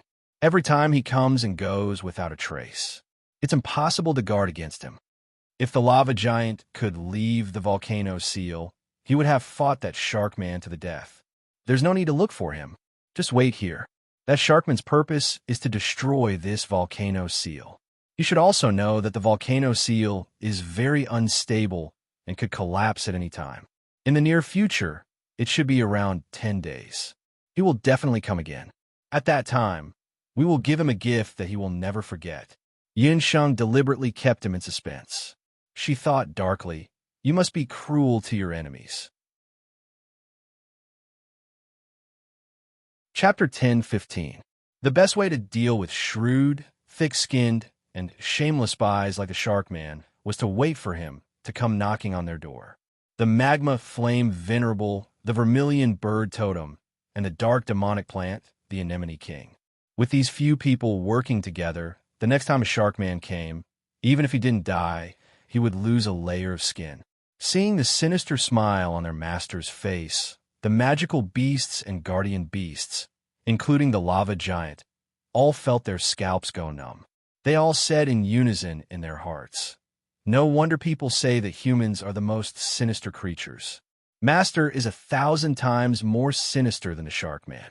With the help of the vermilion bird totem, the master of molten flame recovered part of his original power, and the volcano seal was also much more stable than before. Yunsheng also returned to the volcano lake with the help of King Anemone. Since the lava giant's magical power was partially recovered, the volcano seal was also relatively stable, and the magical beasts in the magic beast forest should also be more peaceful. Yunsheng planned to completely eliminate the influence of the volcano seal's instability on the magical beasts in the magic beast forest in the coming days. When she climbed back from the volcano lake, Yunsheng looked at the sky and saw that it was already close to evening. Xiaohei was still lying at the mouth of the lake, and when it saw Yunsheng, it ran over happily. Yunsheng paid attention to Xiaohei's condition and found that it didn't show any signs of panting or being anxious, so she was relieved. When Yunsheng appeared again, the summoners all looked as if they had seen a ghost. They thought that Yunsheng had been in there for a day and had died. At this time, the seventh summoner also came. When he saw Yunsheng, he looked nervous. "Master Yin, I heard that you went into the magic beast forest during the day. Did you find the reason for the death of the magical beasts?" "I found it, and I also found a way to cure the death of the magical beasts." "Seventh summoner, please give me 3 days. After 3 days, I promise that there won't be any more magical beasts dying for no reason in the magic beast forest." Yunsheng nodded. Her confident expression made the seventh summoner skeptical. The summoners who kept animals beside her looked at her with disdain. What's the use of bragging? After 3 days, it would be clear whether she was the real deal or not. In the morning, a thin mist shrouded the magic beast forest. A female summoner with an ordinary appearance sat cross-legged in the forest with a jade-like zither on her back. Although the female summoner's looks, she had a pair of fingers as fingertips. Her fingertips moved, and under her 10 fingers, there was a clear sound of the zither, like flowing water in the valley. The sound of the zither was clear and resonated throughout the island along with the hot volcanic wind. In the magic beast forest, the magical beasts who were restless because of the instability of the volcano seal a few days ago also heard the sound of the zither. They either crawled on the ground or perched on the trees, squinting their eyes and listening to the magical sound of the zither.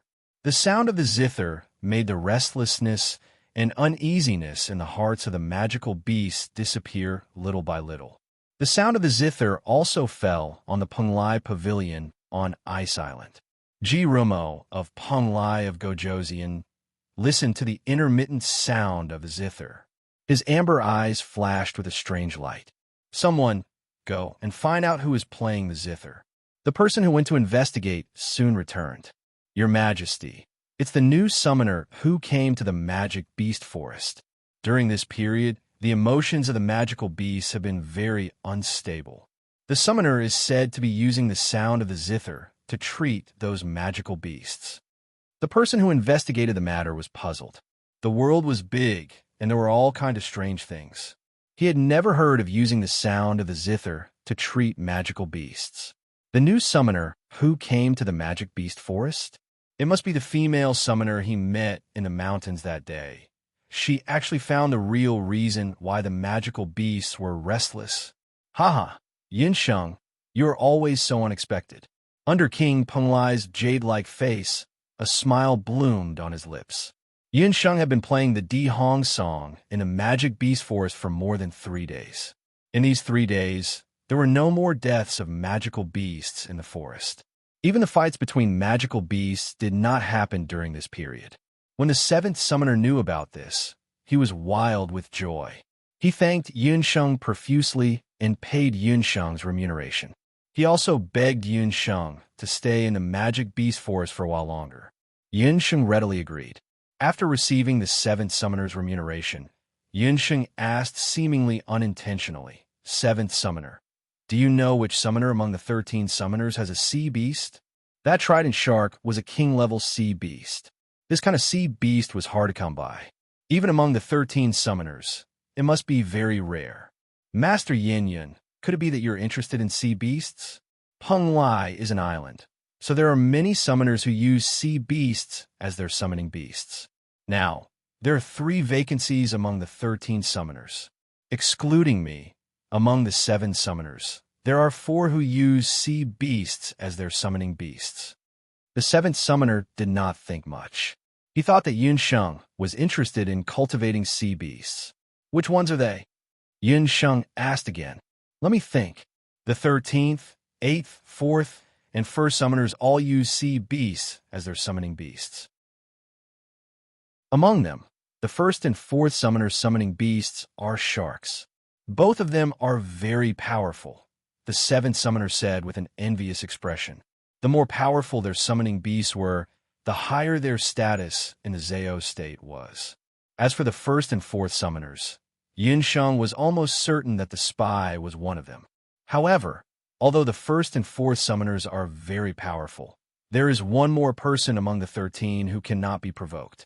That is the 9th summoner. Although that woman is the youngest and the only woman among the 13, she is much more powerful than the 1st and 4th summoner. However, she is even more terrifying than the 1st and 4th summoners who have ferocious beasts. The blood dragon that she contracted is truly unstoppable on land, sea, and air. When the 7th summoner mentioned the 9th summoner, he shrunk his neck. Among the 13 summoners, half of them were promoted by the previous Emperor Zhao. The rest were promoted by the current Emperor Zhao. When the 9th summoner, Hu Jiusheng, was promoted because she was the only female summoner and her identity was a mystery, the other 12 summoners were all against it. However, in the end, Hu Jiusheng relied on her superb summoning skills and outstanding military exploits to make the other main summoners shut up obediently. That woman always wore a Yikshan mask. No one knew what she looked like. Other than Emperor Zhao, she only spoke a few words to the 3rd summoner. After the 3rd summoner died on Mount Taiyuan, the 9th summoner became even more isolated. Every time the 7th summoner saw her, he wanted to run away. Chapter 10:16. The 9th summoner, Hu Jiusheng. When she heard this name, Yunsheng's heart trembled as if it had been hit by a heavy object. Mother, she had finally heard news about her mother. Yunsheng thought it would take some effort to find Hu Jiusheng, but she didn't expect that only one of the 13 summoners was a woman. This saved her a lot of guesses. Thank you, 7th summoner. I will be careful and try not to offend them. Yunsheng suppressed her excitement and thought about how to create an opportunity to meet her mother, Hu Jiusheng. However, the 7th summoner also said that the 9th summoner was famous for appearing and disappearing like a ghost. Sometimes, even the Emperor Zhao, in red, might not be able to find her. Grandmaster Yin Yun, if you have the time, why don't you help me look for suitable magical beasts? You see, as a master summoner, It's very embarrassing for me to not have a suitable sacred beast as a contract beast. If you can help me raise a suitable holy beast, I will reward you handsomely." The seventh summoner still didn't give up and wanted Yunsheng to help him raise a new holy beast. Yunsheng naturally wouldn't agree. She said a few words and finally sent the seventh summoner away.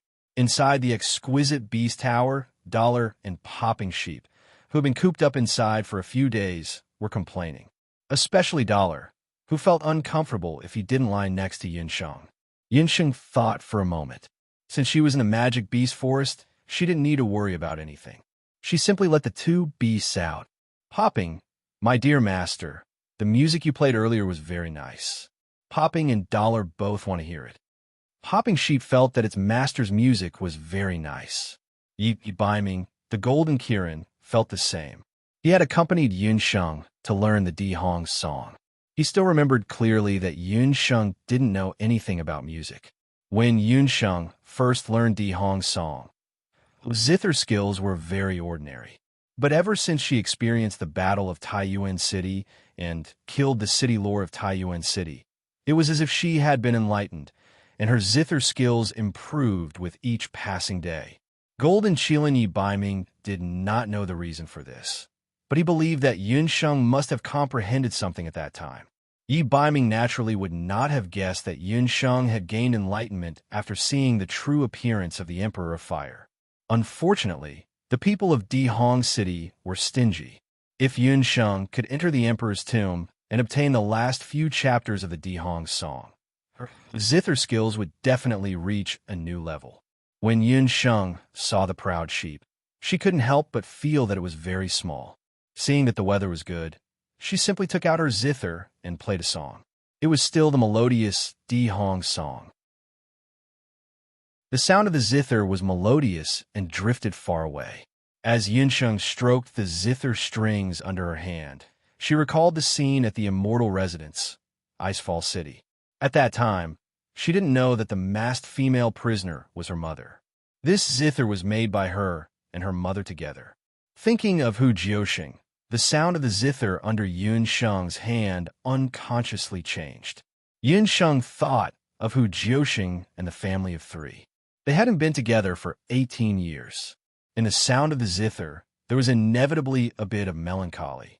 In the Zhao state, the ninth lord, Hu Jiuxing, had just returned from a mission outside. When she heard the sound of the zither, she couldn't help but stop in her tracks. The sound of the zither was so familiar. When she was in Icefall City, she had also heard similar zither sounds.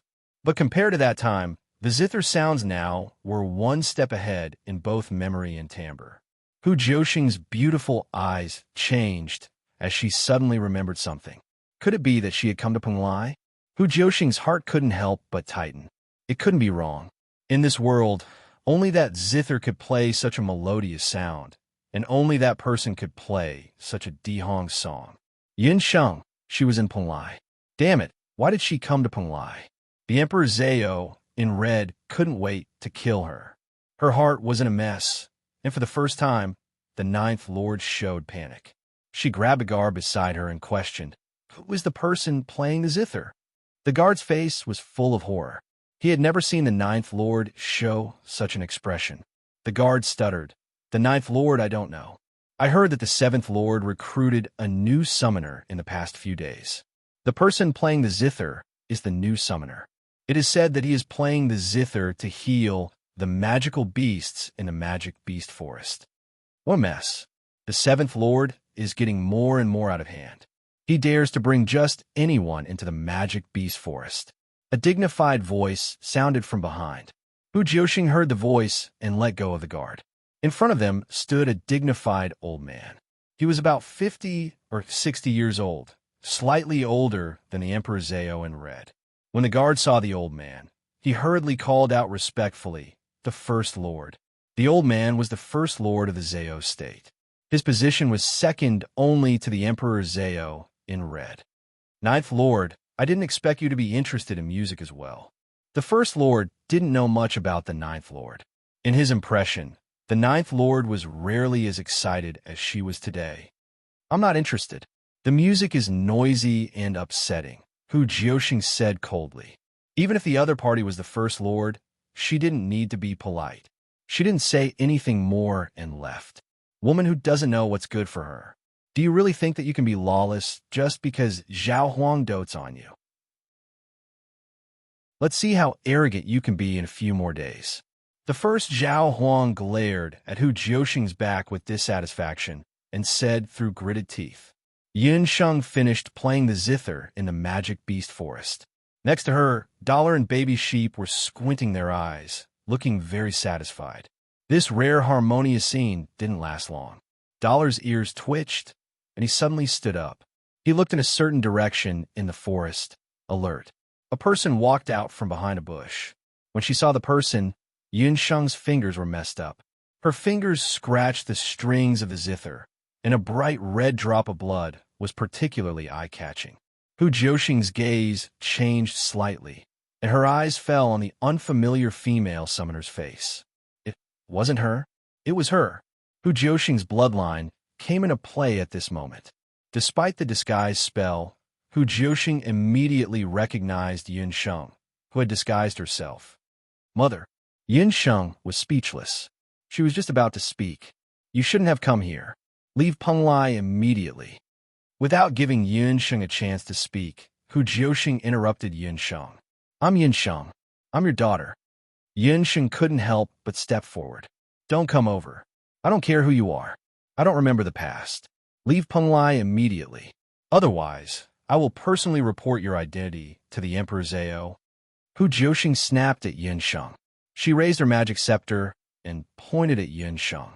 She didn't recognize anyone. Hu Jiuxing's expression was very dignified. She didn't seem to be joking. Yin Sheng didn't expect that the mother and daughter would meet again in such a scene. Chapter 10:17. She didn't expect that her reunion with her mother, Hu Jiuxing, would be in such a tense atmosphere. Yin Sheng couldn't help but smile bitterly. She admitted that she had played some tricks. When she was playing the zither for the past few days, she did have some hope in her heart that she would be able to attract her mother. She did manage to attract her mother, but the result was far from what she had imagined. There were no tears in her eyes or sighs when mother and daughter met again. Hu Jiuxing, who was only 10 steps away from her, was pointing her magic scepter at her, threatening her to leave. Without the heart-ache lantern, her mother still wouldn't be able to recover her memory. She was afraid that other than the Emperor Zhao and Red, her mother wouldn't believe anyone else's words. It was obviously impossible to take her mother away. Yin Sheng was very clear about Hu Jiuxing's strength. A few years ago, she was already able to use an amazing time prohibition magic. Now, Hu Jiuxing was at least in existence at the level of a divine magistrate. Compared to the Emperor Zhao and Red, she was probably not much worse. Mother, whether you admit it or not, you can't change the fact that I'm your daughter. Don't worry, since you don't want to see Sheng, a Shenger won't appear in front of you again. Next time, when we meet again, your daughter will definitely make you remember the past. Yin Sheng sighed. She picked up her zither in disappointment and walked out of the magic forest with a gloomy expression. Seeing Yin Sheng walk further and further away, Hu Jiuxing stiffly put down her magic scepter, until Yin Sheng completely disappeared. Hu Jiuxing was like a helpless child.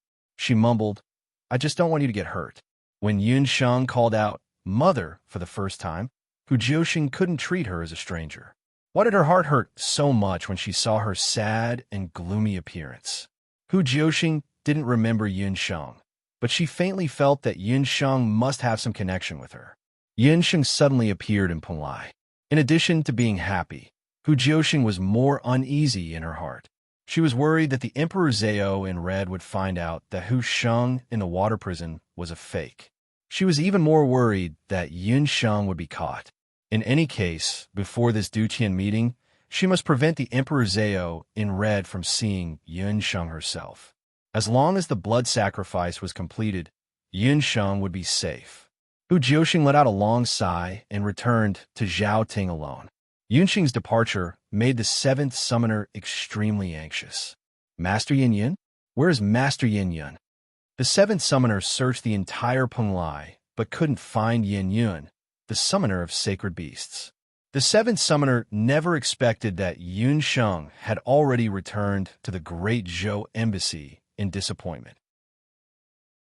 Yun Sheng, who had removed her transformation magic, had transformed into the regent of Great Zhou. Yun Sheng, and who Jiuxing's meeting this time, was very unpleasant. Her mother's unapproachable look made Yun Sheng's heart feel uncomfortable. It also made her more anxious to find the Heart Distress Lantern. But in order to find the Heart Distress Lantern, she had to find a Netherworld Ghost Key and the Netherworld Ghost King. In the Great Zhou Embassy, Yun Sheng had a worried look. She returned to her residence. As soon as she sat down, she suddenly noticed that there was an extra letter on the table in her room. The ink on the letter had dried up. It was obvious that the letter had been sent for some time. There were no signs that the room had been rummaged through. Yun Sheng asked the people in the embassy, and no one had come to look for her recently. Whose letter could it be? Yun Sheng was puzzled and opened the letter. When she saw the handwriting in the letter, Yun Sheng's hand trembled slightly and her eyes widened. The letter was actually left by her father, Yun Songhai.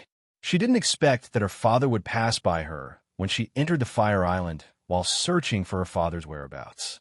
Compared to her accidental encounter with her father, the contents of the letter made Yun Sheng even more puzzled. Her father seemed to be in a hurry, or maybe he still had some concerns. The letter only mentioned 4 words: Zhao State's water prison. Zhao State's water prison. There was no beginning or end. Why would her father suddenly mention the Zhao State's water prison? Yun Sheng was still thinking when someone from the embassy came to report. Prince Regent, people from the mainland's magic elite camp are outside asking to see you. Sister Lan is here. After listening, Yun Sheng put away the letter. Her frown that had been frowning for several days also loosened. This Dutian meeting was of great importance. The mainland's magic elite camp was also invited. Before Yun Sheng left, she had already heard that the magic elite camp would send Sister Lan. Not long after Yun Sheng and Yi Baiming got married, Sister Lan was officially promoted to an elder of the magic elite camp. She became the youngest elder of the magic elite camp. However, to Yun Sheng's surprise, Sister Lan wasn't the only one who came looking for her. Abandon was also there. Abandon, why are you here? Yun Sheng hadn't seen Abandon in a while. Ever since Hu Sheng disappeared, Abandon hadn't been feeling very well. He always felt that it was because of his rash refusal that Hu Sheng left. In these 3 years, he had been suffering from a guilty conscience. Long time no see, Yun Sheng. Let's talk inside. Compared to 3 years ago, Senior Sister Lan now had the steadiness of an elder.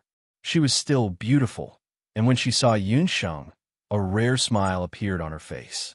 Senior Sister Lan and Yun Sheng had once competed with each other. However, after the two of them had gone through several trials, they appreciated each other's talents and had become good friends. It was just that the two of them were usually in charge of Zhou State and the Magic Elite Camp. They didn't have many opportunities to meet. The 3 of them entered the room. Sister Lan was very careful to set up an isolation spell in the room. Yun Sheng, there's good news and bad news. When Abandon saw Yun Sheng, he forced a smile.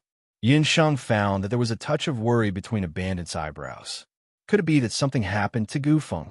Yun Sheng had a bad premonition. 3 years ago, after Yun Sheng's accident, Yun Sheng's good friends, Ling Gufeng, and Abandon, had been with her during her most painful period. It wasn't until Yun Sheng recovered that Abandon returned to the elite camp under the urging of Mentor Shihuan.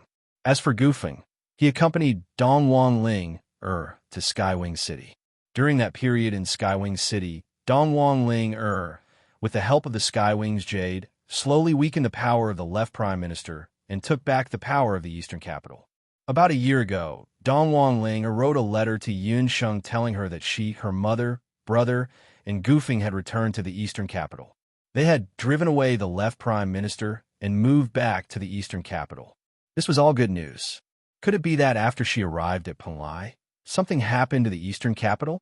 Yun Sheng, you worry too much. Gufeng is very good. This time, the Dongwang dynasty has also received an invitation. Gufeng may even attend with Princess Dongwang, Sister Lan explained. Yun Sheng was even more confused. Since it wasn't about Gufeng, Then what was it that made the usually cold abandon so worried? What's the good news and bad news? Yin Sheng was puzzled. The good news is that we have news about Hu Sheng. The bad news is that Hu Sheng is now in the hands of the Zhao state. Abandon sighed and wrote a letter to Yin Sheng. The golden keyboard is in the last 2 days. Everyone still has tickets on hand. Remember to vote for this work and bow to thank. Chapter 1018. The letter that Abandon brought over was an investigation report from the Hunters Guild. It was the information that Abandon had collected after the Continental Hunters Guild issued a commission. 3 years ago, Hu Sheng left without saying goodbye. Abandon had always thought that a person like Hu Sheng would not leave so abruptly without leaving any news. In the past 3 years, he had also been closely looking for Hu Sheng's whereabouts. Abandon had issued a commission from the Hunters Guild for hunters all over the continent. Any hunter who traveled on the continent could get a handsome reward from the Continental Hunters Guild as long as they provided clues.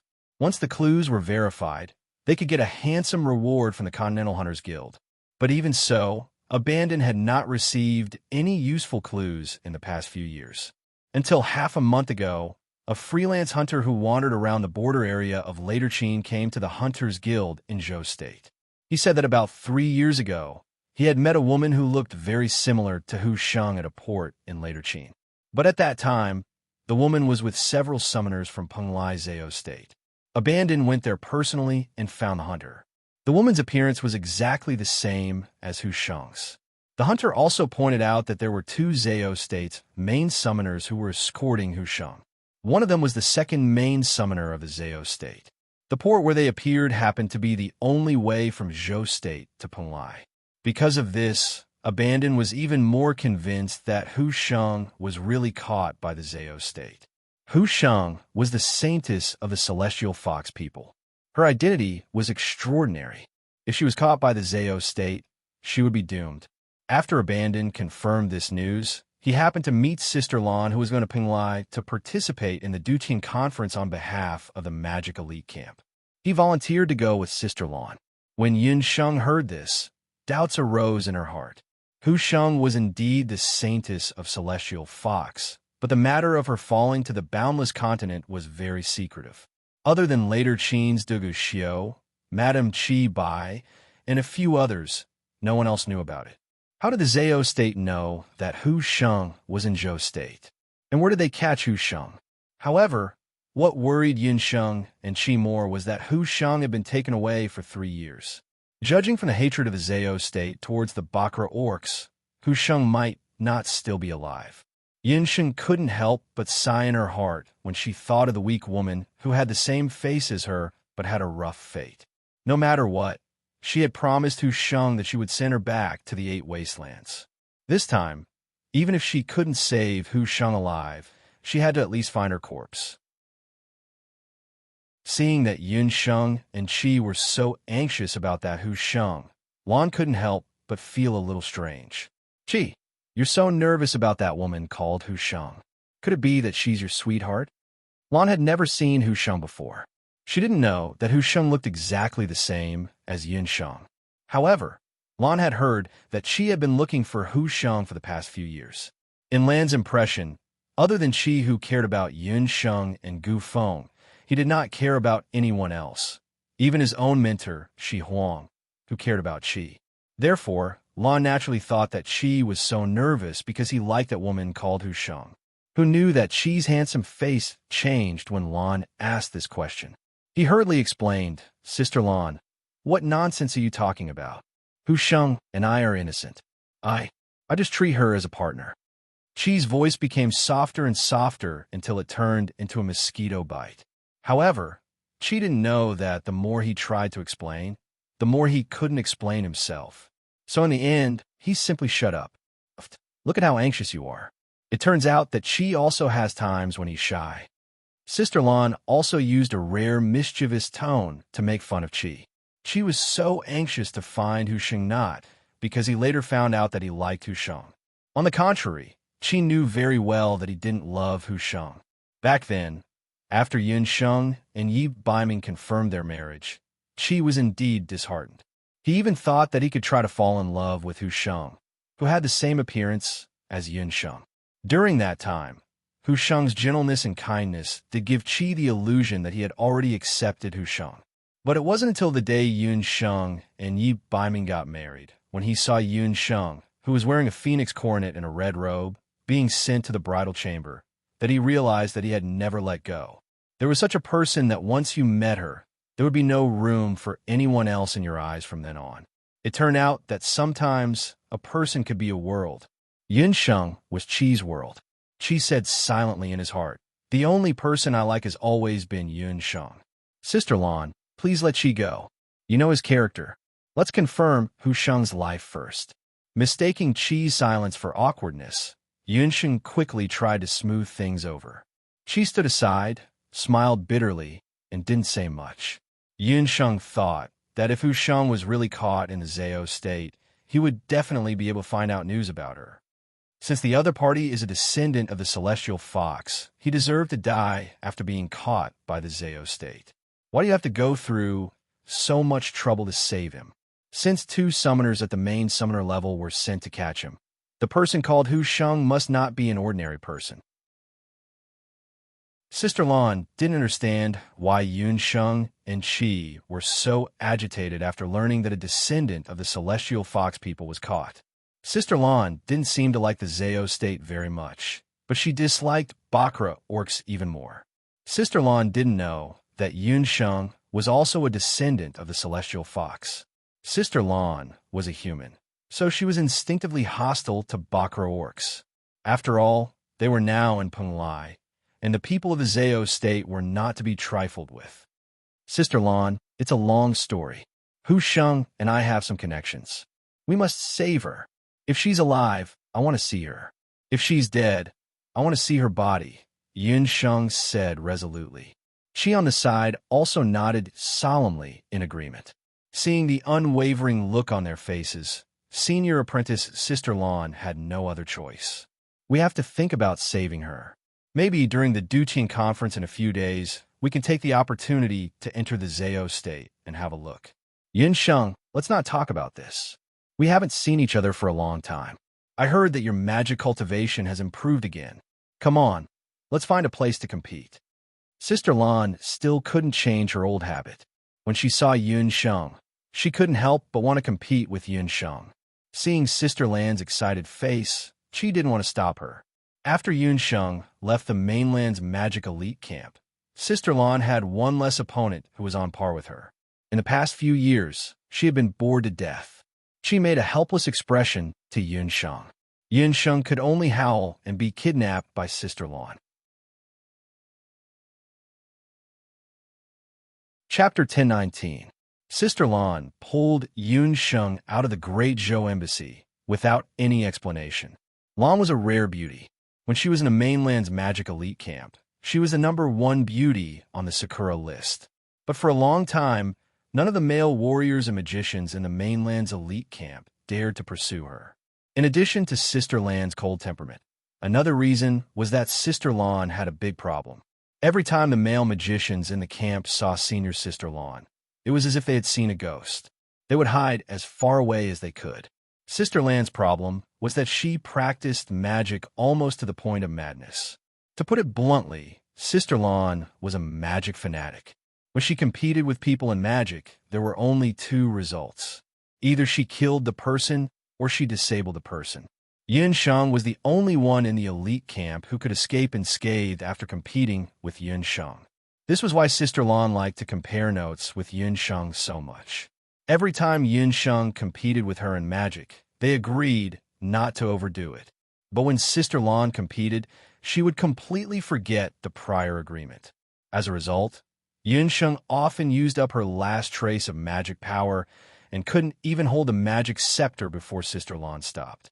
Exhausting one's magic power was not a pleasant feeling. Even Yun Sheng needed to use celestial meditation for half a day to recover. Today was different from the past. Yun Sheng was now in Penglai. It was like being in a tiger's den. She couldn't run out of magic power again. It was too dangerous. Yun Sheng racked her brains, thinking about how to avoid this competition with Sister Lawn. Sister Lawn, it's not that I don't want to compete with you. It's just that with my current status, it's inconvenient to compete with you using magic. As everyone knew, the regent of Great Zhou was a warrior.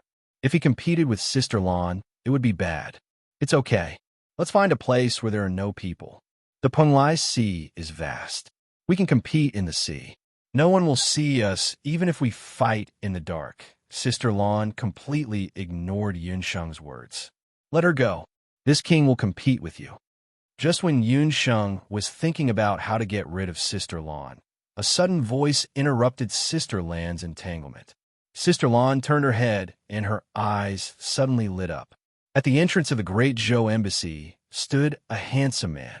The man's blonde hair draped over his shoulders. His facial features are like a stone sculpture under the hands of a fairy master, deep and handsome. As soon as he appeared, he attracted everyone's attention. The man looked at Yunsheng, who had a bitter face, with a smile at the corner of his mouth. Soft ripples appeared in his eyes and eyebrows, as if his smile could penetrate people's hearts. The one who interrupted the conversation between the two was the immortal resident's Godwind King. Godwind, you're here. Yunsheng looked around and saw that Godwind was alone, without any guards. He must have just arrived at Penglai and came to find her. The Duqian meeting is related to the survival of the Boundless Continent. The fairy tribe can't stay out of it, so I came to Penglai with Huayu. Huayu is already gone to the immortal resident's embassy. I heard that you were also on the island, so I came to see you first. Godwind walked forward dotingly and quietly rescued Yunsheng from Sister Lan's evil claws. Godwind was one of the few people on the continent who knew that Yunsheng was pretending to be the regent of Great Zhou. In the past few years, the immortal residents in Zhou State had a lot of dealings because of the border trade. The border trade was also thanks to the joint efforts of Yunsheng and Godwind. Whether it was Yunsheng or the regent of Great Zhou, in Godwind's heart, Yunsheng would always be the person he wholeheartedly protected.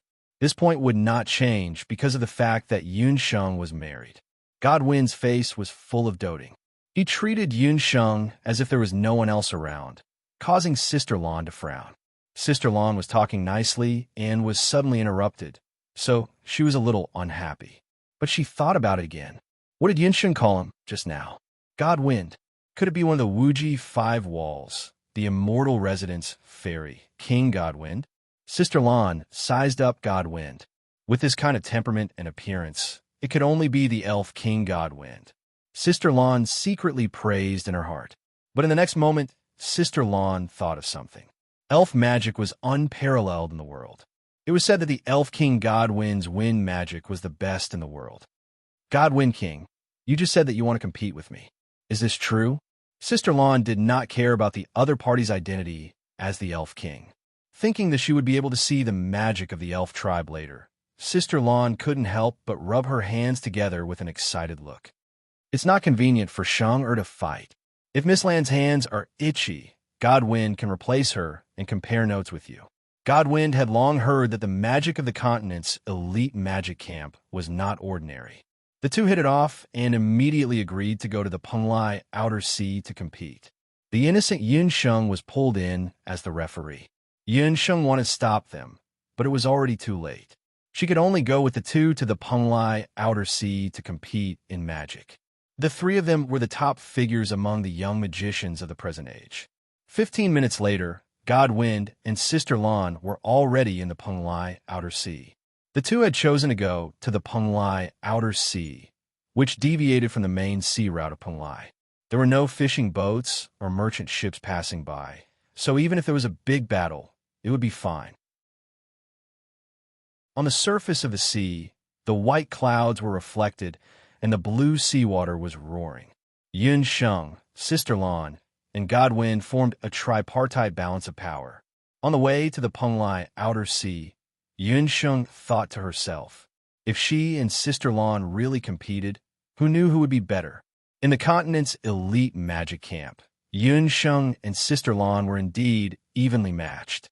In the past 3 years, Yunsheng and Sister Lawn had made significant breakthroughs in their magic cultivation.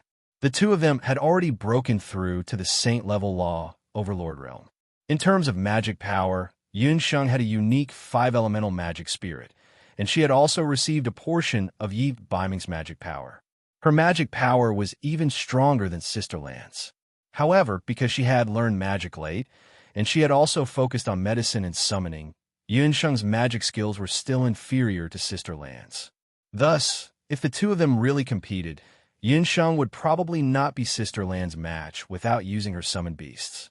However, if she used her summoned beasts, Yunsheng believed that Sister Lan would not be able to last 15 minutes against her. This was the strength of a summoner. As for Godwind's strength, Yunsheng did not know.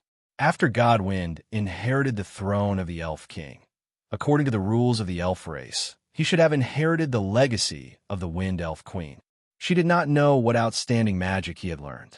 Since the location has been chosen, it's time to start the competition. Sister Lan had an eager look on her face as she asked for a battle. Yunsheng collected her thoughts and glanced at Godwind. The latter said loudly, "Little Sheng-er, you have to watch carefully." Chapter 10:20. Yunsheng, you have to look carefully. Divine Wind's words fell into Yunsheng's ears. Yunsheng was very smart and immediately understood Divine Wind's meaning. Divine Wind wanted to teach her new magic. The elf tribe had a commandment that the elves could not teach their tribe's magic to outsiders, but did not say that the enemy could not observe elf magic. This time, Divine Wind's competition with Blue seemed to be a competition, but in reality, Divine Wind was teaching Yunsheng new elven magic in disguise. Yunsheng understood and held her breath, waiting for the competition. The sun was dazzling, and Divine Wind stood in the wind. He was like a javelin, standing proudly in the wind. There were no magic wings on his back, and there were no wind magic elements around him. What was even more rare was that the wind on the sea was very strong, but the biting cold sea wind automatically detoured around Divine Wind, as if it had entered a forbidden area. Wind Elf King. Between heaven and earth, any wind that saw the Wind Elf King would have to prostrate themselves. At this moment, the air stopped flowing. Sister Lan saw this and raised her eyebrows. Under her, waves splashed. Yunsheng licked her chapped lips that were blown by the sea wind. Divine Wind was a wind magician, and Sister Lan was a water magician. On the Penglai Sea, the wind was very strong and the waves were very fast. It seemed that both of them had the advantage, but it also seemed that neither of them had the advantage. Just as Yunsheng was thinking, the competition began. Sister Lan was the first to move. The soul stone on her magic scepter flashed coldly. On the surface of the seawater quickly became dense. First, it turned into clouds of white water vapor. The water vapor quickly condensed and formed countless ice swords. In an instant, the ice swords were like a rainstorm, densely packed, and mercilessly stabbed at Divine Wind's blind spots. The ice arrows were like lightning, flashing past. So fast, Yunsheng was secretly surprised. From chanting to releasing the magic, Blue only used the blink of an eye. While Yunsheng was surprised by the speed of the ice swords, she took a closer look and saw that the ice swords were flashing with the power of lightning like silver snakes. It turned out that Sister Lan also fused a part of the lightning magic in the ice swords. The strength of the ice and lightning swords formed by the combination of the two were at least 50% more powerful. The speed was so fast that it was impossible to guard against. At this moment, Divine Wind was still like a rock, but his clothes did not move and he did not use any magic. Divine Wind, be careful. Yunsheng could not help but be anxious. But just as Yunsheng shouted, the ice swords were already in front of Divine Wind. Several ice and lightning swords pierced Divine Wind's throat. The Divine Wind's silhouette flickered and suddenly collapsed. It turned into a mass of light green wind. Lan was extremely shocked. Behind him, the air was like the surface of the water, rippling. A tall and straight wind, Divine Wind. Blue was not caught off guard, but her reaction was not bad. She used Earth Meld and pulled away from Divine Wind. Yunsheng and Sister Lan were both shocked. They did not expect that the divine wind they saw just now was just an illusion. Wind clone, super wind magic. It could create a clone that was exactly the same as the real body in an instant. They did not expect that the divine wind king of the immortal residence had learned the long-lost super wind magic. Sister Lan's attack missed. Although she had already dodged, a chill ran down her spine. It's been Wang's turn. Divine Wind's handsome face revealed a smile that was as light as a breeze. In an instant, tens of thousands of emerald green wind blades formed around him. Each wind blade was capable of tearing the strongest martial artist into pieces. The wind whistled. Sister Lan was about to be surrounded by the wind blades and turned into meat paste. Sister Lan could even feel the pain of her skin being torn apart by the wind blades. But Blue was Blue. As the youngest elder in the mainland's magic elite camp, Blue had experienced many life and death situations in the past few years. The moment she sensed danger, she quickly found a way to deal with it in her mind. She furrowed her brows and raised her magic scepter. A few words jumped out of her cherry-red lips. Blue crystal protective wall. 6 walls of water immediately rose around Senior Sister Lan's body. The walls of water condensed together to form a 6-sided crystal protective wall made of water droplets. The wind blades slashed at the blue crystal barrier one after another. Even though it was water that could be destroyed in one hit, the moment the wind blades hit the blue crystal barrier, water elements immediately surged up and repaired the damaged blue crystal barrier.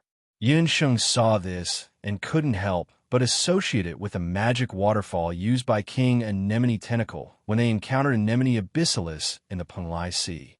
Sister Lan's new magic, Blue Crystal Wall, had a similar effect to the magic waterfall. Under the protection of this wall, even if the wind blades covered the sky and covered the earth, it would be impossible to hurt her.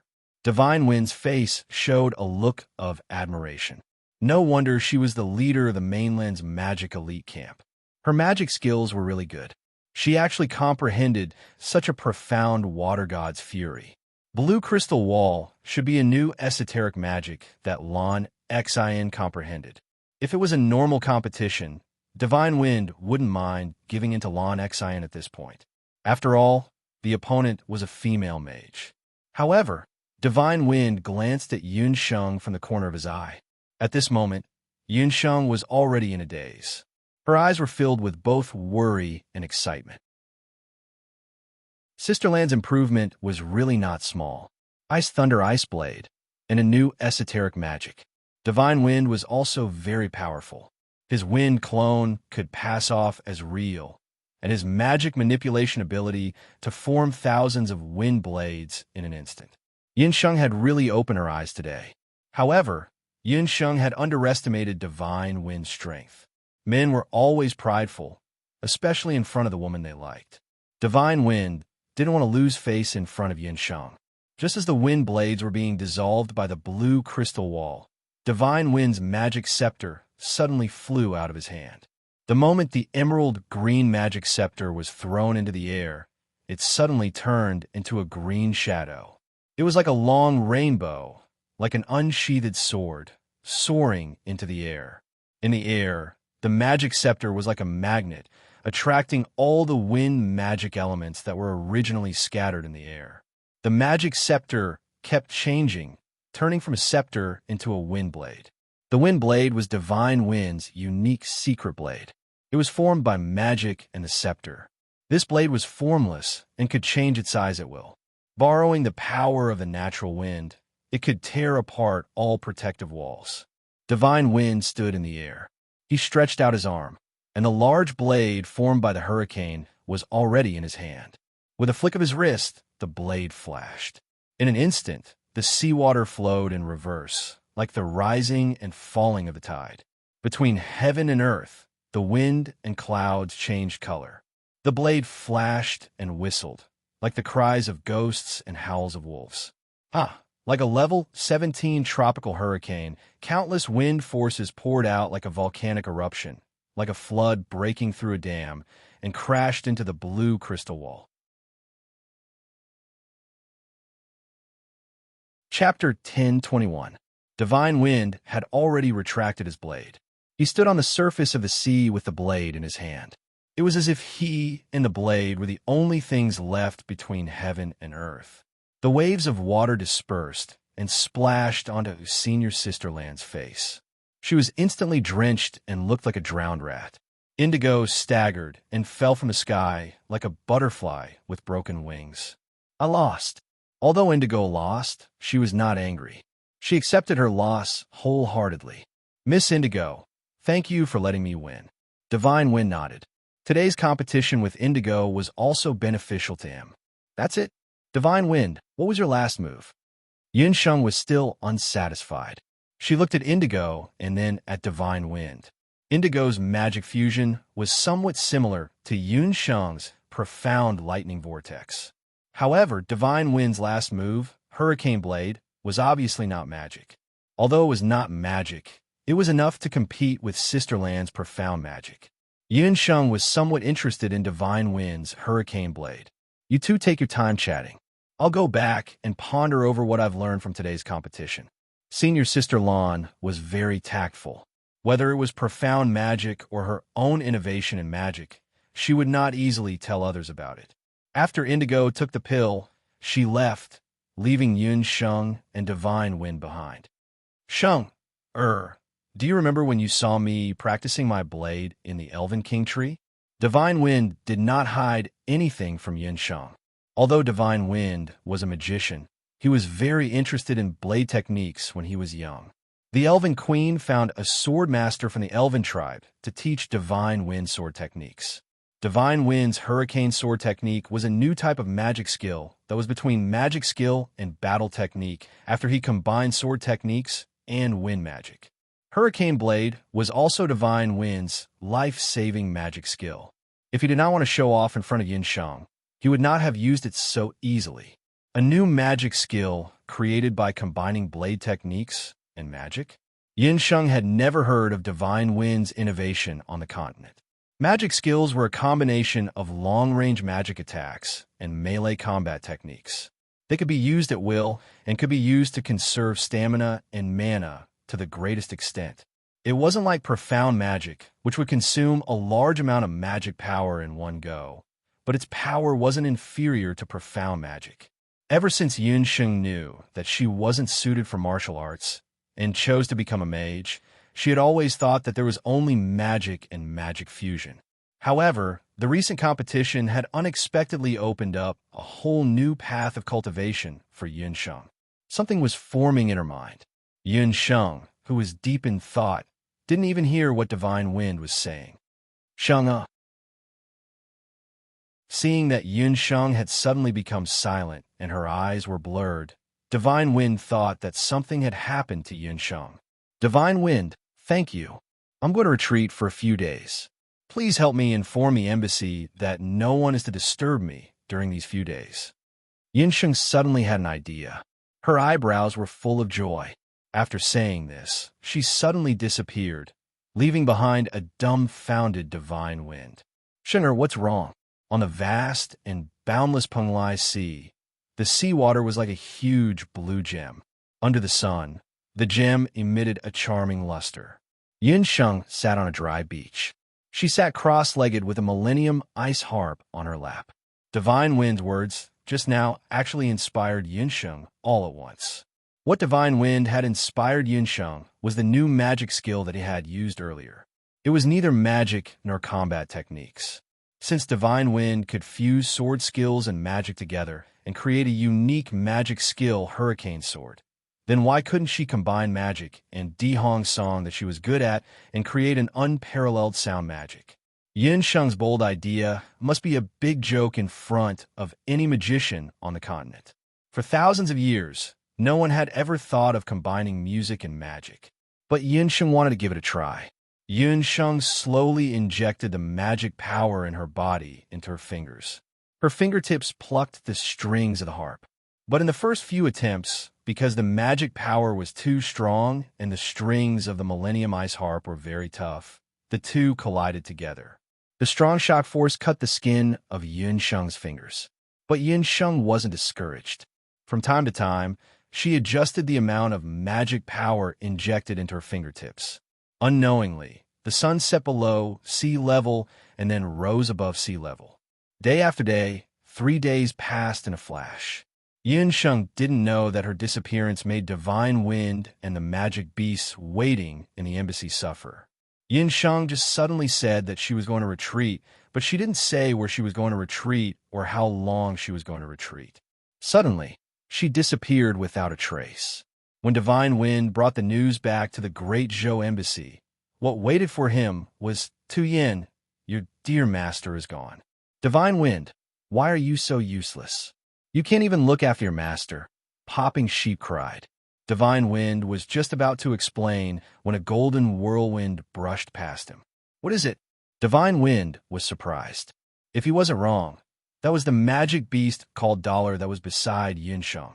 Its speed, Divine Wind still had some impression of Dollar because this magic beast not only had a special appearance, but also had great strength. Dollar was a new magic beast that Yunsheng accidentally got more than 3 years ago, but according to Yunsheng, she didn't contract Dollar. Divine Wind couldn't help but be shocked. As the inheritor of the Wind Elves, he couldn't see the speed of that magic beast called Dollar. What was its origin? Moreover, a magic beast actually knew how to worry about its master? Popping Sheep watched from the side and secretly said in his heart, "Dollar will naturally be nervous. His wife has been missing for 3 days and 3 nights. It is extremely difficult for him to endure until today." Golden Kylan Yeep Biming left the Great Zhou Embassy as fast as lightning. He looked around for the whereabouts of Yunsheng. However, Yunsheng suddenly seemed to have disappeared from the world. He searched many islands in Penglai, but there was no trace of her. At this time, in a sea between Later Qin and Penglai Sea, an ancestor three-winged eagle was flying forward. There was a person on the back of the three-winged eagle. That person had many injuries on his body, and there was a deep wound on his left arm. This person was Minister Zhua of the East Capital. Minister Zhua of the East Capital used to be very powerful, but today, he was in a mess. His clothes were not as gorgeous as usual, and he looked very embarrassed. He seemed to be avoiding something. While controlling the three-winged eagle to move forward, he looked back from time to time. It wasn't until they flew out of Later Qin's border and entered the area of Penglai Sea that Minister Zhua of the East Capital was relieved. At this time, in the sky ahead, an empty ship appeared. Chapter 10:22. When the left Prime Minister saw the empty ship, it was as if he had seen a life-saving straw. On the empty ship, the flag of the Later Qin dynasty was flying. The charming Madame Qi Bai stood at the bow of the ship. She saw the left Prime Minister. Madame Qi Bai raised her eyebrows and ordered the empty ship to descend, allowing the three-winged eagle to land. Madame Qi Bai and the left Prime Minister had a close relationship. Back then, it was the left Prime Minister who introduced Madame Qi Bai to Du Xiu. Therefore, this time, after Madame Qi Bai unexpectedly received the left Prime Minister's letter for help, she asked Du Xiu to bring the empty ship to rescue the left Prime Minister. The left Prime Minister also relied on the Dugu father and son to be able to call the wind and summon the rain in the eastern capital for more than 10 years. However, the left Prime Minister's good days were gone in the Later Qin dynasty's Emperor Dugu Xiu's death. A new emperor ascended the throne, and Zhou state rose to power. "Lord Left Prime Minister, we haven't seen each other for more than a year. How did you become like this?" Madame Qi Bai covered her mouth and laughed. The left Prime Minister originally had a big head, big ears, and a belly full of fat intestines. However, he was now covered in dirt and had lost a lot of weight. If it wasn't for the left Prime Minister's letter for help, Madame Qi Bai wouldn't have dared to confirm that the man in front of her was the left Prime Minister himself. "Sigh, madam, don't laugh at me. It's all because of that bitch from the eastern capital. She used underhanded means against me. The left Prime Minister's residence and all of my properties were confiscated. Even my private guards were all killed. Judging from the injuries on the left Prime Minister's body and the three-winged eagle's condition, he must have experienced an extremely difficult pursuit." "That bitch from the eastern capital? Are you talking about Dongwang Linga?" Left Prime Minister, you are getting worse and worse. You can't even deal with a silly little girl. Madam Chi said with a disdainful expression. The left Prime Minister smiled bitterly. God knows, before he was exiled and chased, he also thought that Dong Wang Ling was nothing more than a silly little girl. However, this time, Madam Chi was just as wrong as he was. Zhou state was on the rise, and Dong Wang Ling was the legitimate princess of the Eastern Imperial Dynasty. She, Empress Dowager Situ, and the others had returned to the eastern capital with the help of the Heavenly Winged Jade and the regent of Great Zhou. After Dong Wang Linger returned to the imperial capital, she was very respectful to the minister of the left at first. Ministers would thought that she was afraid of later Qin's influence and didn't dare to act rashly, so he gradually let down his guard. Who would have thought that Dong Wang Ling would actually collude with Heavenly Wing City's Heavenly Wing Jade to set a trap for him? Tianyi Yu knew that Prime Minister Zhou liked beautiful women, so he sent an outstanding beauty to his residence. Prime Minister Zhou was careless and let that beauty steal the evidence of his collusion with the later Qin and the Bahuang tribe. Dong Wang Ling took the opportunity to impeach him in the imperial court and exiled him for the crime of treason. Not only was he exiled, but ministers had already received the news. During his imprisonment, he had transferred a large number of his personal properties. He planned to recruit soldiers and buy horses as soon as he left the Dongdu, seek the support of the later Qin, and rebel. But who would have thought that as soon as Prime Minister Zhou left the eastern capital, many powerful warriors and magicians ambushed him halfway and killed all his family members and personal guards. Those people were like wolves and tigers, and it was obvious that they were the desperados of the Heavenly Wings arena.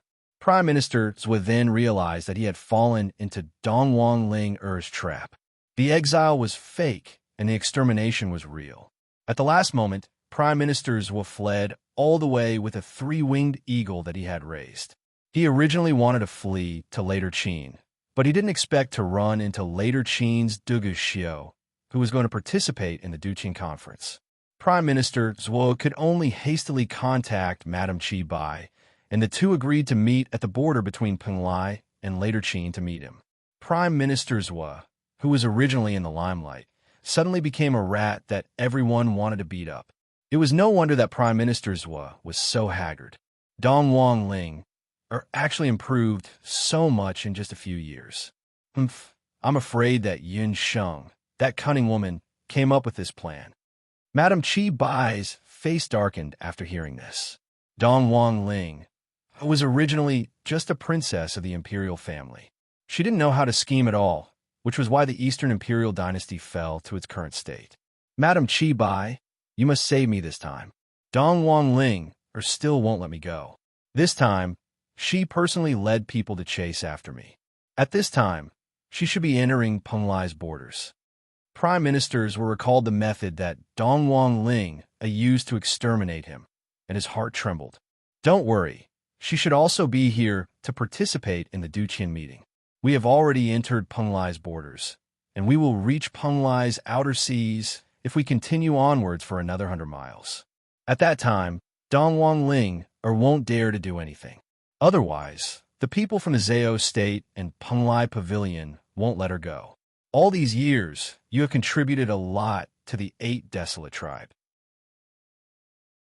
After a while, as long as the Dutian bloodprint is completed, the 8 desolate tribe will return to the boundless continent. At that time, the small eastern capital will be as easy as taking something out of pocket. Madam Chi Bai's beautiful eyes flickered as she ordered the airship to move forward quickly. Although the Eastern Imperial Dynasty was no longer one of the top forces in the continent, it was still the orthodox imperial family of the continent. Therefore, the Eastern Imperial Dynasty was also invited to the Duqian meeting in Penglai. Later Qin's airship continued to move forward. 10 miles behind later Qin's airship, a male and a female magician were moving forward rapidly. Ling, are you sure we don't want to inform Yunxing first? The male magician on the left was Gu Feng. At this moment, he had a worried expression on his face. Just like what Madam Chi Bai had said earlier, Gu Feng, and Dong Wang Ling were going to Penglai to participate in the Dutian meeting. The outside world didn't know that Dong Wang Tianqi had turned into a fool. After Dong Wang Ling returned to the eastern capital and regained control of the eastern capital, she had been managing the affairs of the Eastern Imperial Dynasty as the eldest daughter of the emperor. As for Gu Feng, he had also given up his identity as a magician in the continent's elite camp for Ling and had been accompanying her. However, his marriage with Ling had been delayed due to Dong Wang Ling's busy state affairs. Even Yun Sheng, a good friend, couldn't help but feel anxious for the two of them.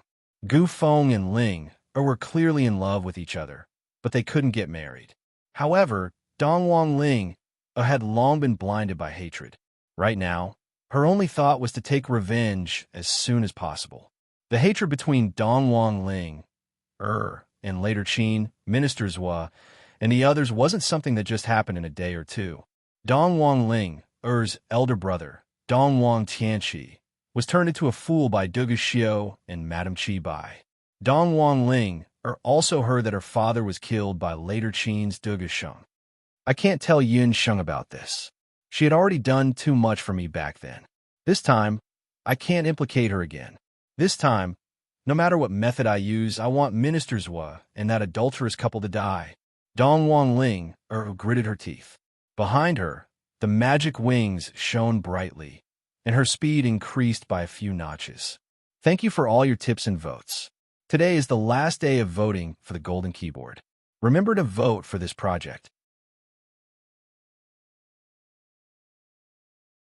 Chapter 10:23. The revenge of her father and her family allowed Dong Wang Ling to grow up quickly in just a few years. From the outside, she was still the charming Dong Wang Ling but in fact, she had changed. Her beautiful eyes no longer had the innocence of the past. Instead, there was only killing intent and hatred. A year ago, Dong Wang Ling returned to the eastern capital with the help of the heavenly wing jade and Yun Sheng. On the surface, she was still respectful to the minister of the left. But secretly, she gradually eliminated the later Qin and the other countries' forces in the eastern capital. Because she was not as powerful as Dugu Xiu, she did not make a move on Minister Zhua. It was not until half a year ago, when she got that thing, that she really began to take revenge. She swept away all the traitors in the eastern capital like the autumn wind sweeping away the fallen leaves in one night. But Ling Dugu Xiu is too strong. What if? Gu Feng was still worried. He had to admit that Dong Wang Ling was very well prepared to kill the minister of the left. Now, no one in the eastern capital dared to go against Dong Wang Ling but now that they were at the border of Penglai, Gu Feng felt that they still needed to make arrangements. Gu Feng, I was afraid of Dugu Xiu in the past because I was not strong enough. But now I have that treasure. Not to mention a mere minister of the left. Even if Dugu Xiu comes personally, I can kill him. This time, I will take revenge for my elder brother and father. I swear that I will take revenge for the Dong Wang dynasty. Dong Wang Ling's eyes were filled with killing intent. In the boundless world, the only orthodox dynasty was the Dong Wang dynasty. Gu Feng still wanted to say something. Gu Feng, you are too indecisive. In the past, we can't always rely on Yun Sheng. After Yi Baiming left, Yun Sheng was already in a lot of pain. We can't trouble her anymore. I will take revenge for myself. Dong Wang Ling said resolutely. After experiencing the twists and turns last time, Dong Wang Ling and Gu Feng's love was already deeply rooted. However, the two of them had never gotten married. The reason for that was because Dong Wang Ling felt that Gu Feng's character was too weak. Gu Feng was a light magician. His character was kind and tolerant. Dong Wang Ling liked this character of his. However, on the other hand, she was also distressed because of this character of Gu Feng. With his character, he wasn't qualified to be Dong Wang's husband. However, Dong Wang Ling was also unwilling to part with Gu Feng. She knew that she had feelings for Gu Feng, but she was stuck between a rock and a hard place due to the grudge between her and her family. Just like her relationship with her good friend, Yun Sheng. Dong Wang Ling swore that even if she wanted to revive the Eastern Imperial Dynasty, she would definitely not harm her good friend, Yin Sheng. Yin Sheng and Gu Feng were like her left and right arms. She would use her life to protect them. She wanted to become stronger in order to protect the two of them. Gu Feng knew that it was useless to persuade Dong Wang Ling. Thus, he could only follow behind Dong Wang Ling. An empty ship appeared in front of them. After chasing after Dong Wang Ling for about 10 miles, an empty ship from the later Qin dynasty appeared in the originally empty sky. Dong Wang Ling coldly snorted. Together with Gu Feng, they flew towards the empty ship. "They're here, Madam Qi Bai. It's Dong Wang Ling and her man. You must protect me." The left minister was like a bird that was startled by the twang of a bow as he hid behind Madam Qi Bai. "Dong Wang Ling, you're quite capable to be able to find us. However, do you think that with just the two of you, you'll be able to do anything to us? Or do you have other reinforcements behind you?" After seeing Dong Wang Ling and Gu Feng, Madam Qi Bai's face revealed a trace of fear. Her red lips curled up, and a trace of ridicule could be seen on her face. "To deal with you two, I don't need other reinforcements. Qi Bai, 3 years ago, you caused my big brother to become an idiot. Today, I will make you pay with your blood." Dong Wang Ling's face was filled with killing intent. She had been waiting for this day for a very long time. "Ha! Little girl, you really don't know the difference between life and death. Since you insist on killing the left minister, you could just die here." Madam Qi Bai's smile disappeared. A leopard can't change its spots. Even if Dong Wang Ling used some methods to force the left minister into a dead end, Madam Qi Bai still wouldn't be able to defeat the left minister. Madam Qi Bai didn't think that Dong Wang Ling would be her match. 3 years ago, Dong Wang Ling wasn't her match. 3 years later, Dong Wang Ling was still the same. Moreover, Madam Qi Bai noticed that Dong Wang Ling only came together with that useless light magician. She didn't see any reinforcements. With just a mere sky magician, how could she be a match for a ship full of later Qin Iron Blood Guards? As Madam Qi Bai was speaking, she waved her hand. On the later Qin's empty ship, the sound of metal clashing could be heard. The Iron Blood Guards pulled out their blades and aimed close to 100 iron blood crossbows at Dong Wang Ling. Whoosh, whoosh, whoosh, whoosh. 100 arrows were shot out. Sphere of light. Gu Feng didn't hesitate and blocked in front of Dong Wang Ling. A sphere of light enveloped the two of them. When the arrows hit the sphere of light, they were all reflected back. "TSK. Brat, you do have some ability.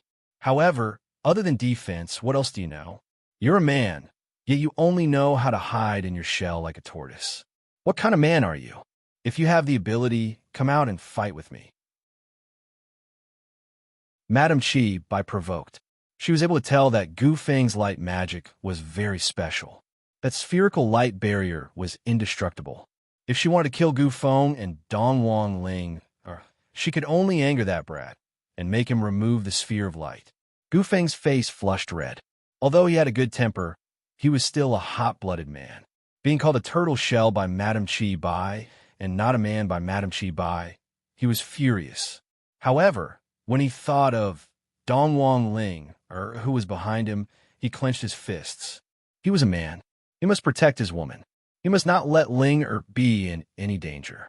No matter how much insults were thrown at him, he could endure it. He was useless. However, he could use his own methods to protect Ling.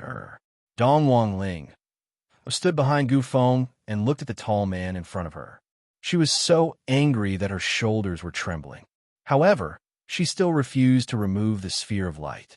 She knew very well that Gu Feng was humiliated like this because of her. Qi Bai was her, Dong Wang Ling's man. How could she allow others to casually insult him? "Shut up, you shameless woman. If I wanted to kill you, why would I need Gu Feng to do it himself? I alone am enough to take care of you all." Dong Wang Ling ignored Gu Feng's obstruction and left the sphere of light. "Dong Wang Ling, I thought that you had improved a lot. In the end, you're still the same as before, brainless. You've been fooled." Madam Qi Bai gave a signal with her eyes. Immediately, the mages that were lying in ambush on the ship released magic toward Dong Ling. Just as Dong Ling was about to be engulfed by the magic, Dong Ling, who didn't dodge at all, raised her hand. In her hand was a bronze tool that was flickering with an ancient luster. Chapter 1024. The item in Dong Linger's hand looked like an alms bowl. Under the sunlight, it reflected a cold, bronze-colored radiance. That ancient utensil was tattered. Even the broken bowl of a beggar on the street would be much more beautiful than it. However, Dong Linger just had to take out this broken bowl at this moment. Could it be that it was an ordinary-looking magic tool? Seeing that Dong Linger, who was about to die, actually only took out such a thing, Madame Chi Bai sneered coldly. She didn't notice that when Minister Zhua, who was beside her, saw that ordinary-looking ancient utensil, his eyes bulged out, and his face was filled with horror. Madame Chi Bai's mocking expression didn't last for long. In the next moment, Madame Chi Bai's face trembled. In her eyes, the mocking expression was replaced by an indescribable strangeness. Hell, what did she just see? The magic attacks released by the tens of magicians, which contained all kinds of magic attacks, were all absorbed by that bronze-colored utensil when they were about to hit Dong Linger. All of the magic attacks disappeared. After absorbing the magic attacks, the bronze-colored utensil seemed to have been injected with life force, and it emitted a bright radiance. That radiance was absorbed into Dong Linger's body bit by bit. In a short period of time, Dong Linger's magic soul expanded by more than 2 times. Her red clothes were like fire, and she stood in the air. On her beautiful face, there was an additional sacred and inviolable expression. The magic power on her body was getting stronger and stronger. Obviously, she had absorbed the magic attacks released by those magicians earlier. Although the magicians under Madame Chi Bai's command weren't top-notch magicians in the continent, they weren't ordinary magicians either. At the very least, they were master magicians. Most of their magic power was concentrated in their magic attacks. The magic attacks that were supposed to attack Dong Linger were actually all converted into Dong Linger's magic power through that miraculous utensil. For a magician, the most important factor in a battle was the strength of their magic power. Through that strange utensil, Dong Linger absorbed all the magic power of others. It was as if Dong Linger had obtained an endless supply of magic power, while the magic power of others was greatly reduced. Turning other people's magic power into one's own was the most unbelievable thing, but it had indeed happened before his eyes. All of this was because of the strange magical artifact that Dong Linger was holding. How could this be? What kind of magical tool is that? Madame Chi Bai found it hard to believe. Her original arrogance and mockery had completely vanished. An ominous premonition slowly spread from the bottom of their hearts. Fear was eating away at the hearts of the people on the Latercine spaceship. That's him. That's him. He killed many of my guards. That's Dong Qing. The left prime minister cried miserably. When Madame Chi Bai heard the name Dong Qing, it was like a sudden clap of thunder. As a member of the Ba Shi tribe, one of the descendants of the Ba Huang tribe, Madame Chi Bai was no stranger to Dong Qing. The Dong Qing, one of the 8 barren lands' divine artifacts, was said to be an inconspicuous bronze qing. This qing was personally forged by the founder of the East Imperial Dynasty, the first emperor of the East Imperial Dynasty. It was said that it was forged by heavenly lightning. Could it be that it had been hiding in the eastern capital all this time? However, it was precisely this bronze qing that was the scariest magical tool in the world. It possessed a mysterious power that was able to devour all kinds of attacks, including magic power and combat skills, and turn their power into one's own. Why didn't you say earlier that she had the Dong Huang Qing? Only now did Madame Chi Bai know why Dong Linger dared to face the Qin soldiers on the spaceship by herself. I forgot to say it. The left prime minister was already scared witless. When he wanted to say it, Dong Linger had already caught up to him. Dong Linger held the Dong Qing and looked down at the people on the spaceship. Brother, Linger is going to take revenge for you. This woman who caused you to become an idiot, I will take revenge for you. After killing her, the next target would be later Qin's Duga Xiao. Dongwang Linger had been waiting for this moment for more than 3 years. 3 years ago, her brother, Dongwang Tianqi, was harmed by Madame Qi Bai's soul snake and became an idiot. When Dongwang Linger rushed to Skywing City, her brother was like a 3-year-old child. Empress Dowager Situ had been crying all day long. That period of time was the darkest period of Dongwang Linger's life. Seeing that Dongwang Tianqi had no chance to recover, Empress Dowager Situ told Dongwang Linger's secret. One of the 8 barren divine artifacts, Dongwang Qing, was hidden within the Eastern Emperor tomb. However, in order to awaken Dongwang Qing, one must have the blood of the first emperor and be 18 years old before one could enter the Eastern Emperor tomb. After Empress Dowager Situ told Dongwang Qing's secret to Dongwang Ling, she even forced Dongwang Ling to promise her that if she was able to awaken Dongwang Qing one day, she would definitely replace her brother and revive the Eastern Emperor dynasty. Dongwang Ling saw Empress Dowager Situ, who had aged a lot in just one night, and her brother, who had become an idiot and had saliva dripping from his mouth, and agreed to Empress Dowager Situ's request while sobbing. At that time, Dongwang Ling was only 16 years old. She waited for 2 years. She waited until 1 year ago when her family returned to the eastern capital. Only then did she enter the Eastern Emperor tomb. In the tomb, Dongwang Ling successfully found Dongwang Qing. However, after finding Dongwang Qing, Dongwang Ling wasn't able to form a blood contract with Dongwang Qing immediately. Instead, she used another year to truly become Dongwang Qing's master and learn how to use Dongwang Qing. Including the time when she ambushed Minister Zhua, this was the second time that Dongwang Ling used Dongwang Qing. After absorbing the magic power that Dongwang Qing converted into, Dongwang Ling could feel that her magic soul was like a drunkard who had been thirsty for a long time and drank a lot of good wine. Her body was filled with magic power. Qi Bai, you didn't expect that you would have a day like this, right? God bless me, Dongwang. This time, I will make sure that none of you will be able to return. Dongwang Ling sneered. She started chanting. On the surface of the sea, a hurricane dragon that was several times bigger than usual roared as it coiled between the sea and the sky. That hurricane dragon stretched for several miles. As it coiled in the sky, it was like a black cloud. As it got closer and closer, it caused one's soul to tremble. Roar! In the sky, a thunderous dragon roar could be heard. On the sea where the empty ship was, a hurricane that was tens of meters tall swept up the sea water and rushed up to the sky. The empty ship was blown into pieces. In the 8 desolate continent, within the Ba Serpent tribe, the Ba Serpent tribe's chief, Qi Yuan, was having a discussion with the elders of the Ba Serpent tribe. Father, Qi Muguan, one of the descendants of the Ba Serpent tribe, rushed in. Muguan, where did you go? We were having an important discussion. As the young chief, you are actually late. Qi Yuan was displeased. During these days, the 8 major tribes had been discussing about attacking the Boundless Continent.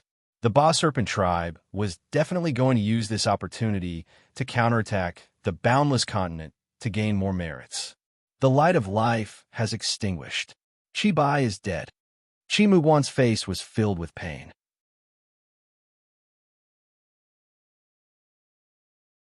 Chapter 1025. The direct descendants of the 8 desolate tribe would leave behind a lamp of life after being baptized by the beast god Altar. The lamp of life symbolized the birth and death of the 8 desolate tribesmen. The death of a person was like the extinguishing of a lamp. Just now, Qi Bai's lamp of life suddenly extinguished. What? How did Bai die?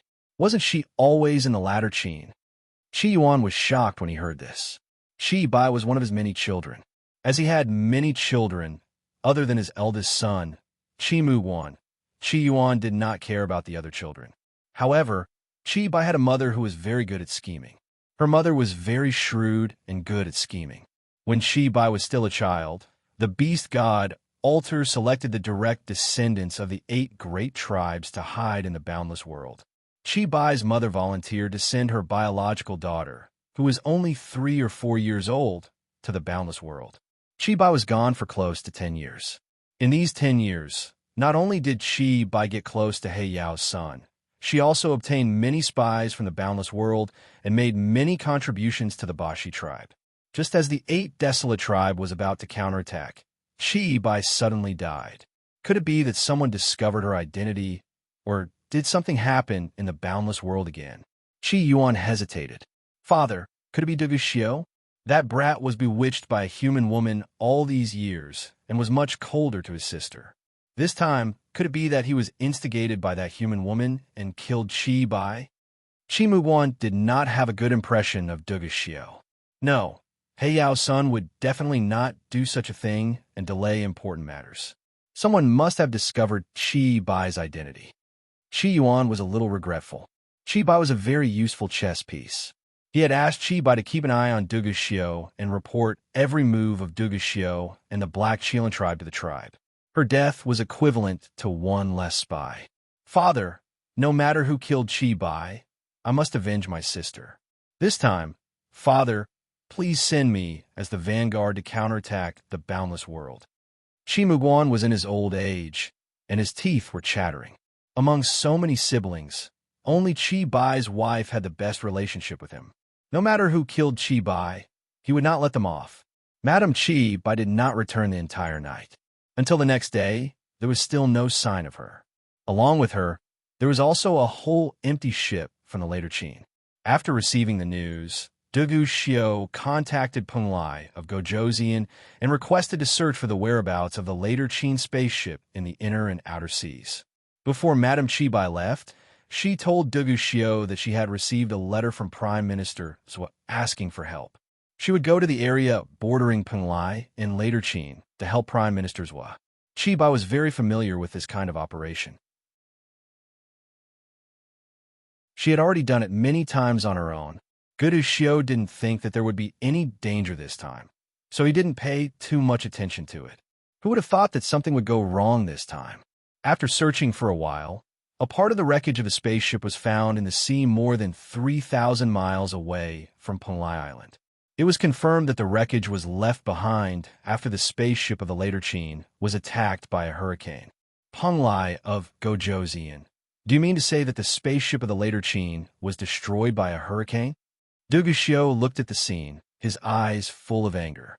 Your Majesty Dugu, according to the situation at the scene, there is no trace of a struggle. Coincidentally, a hurricane happened in this area yesterday. This is the most likely reason.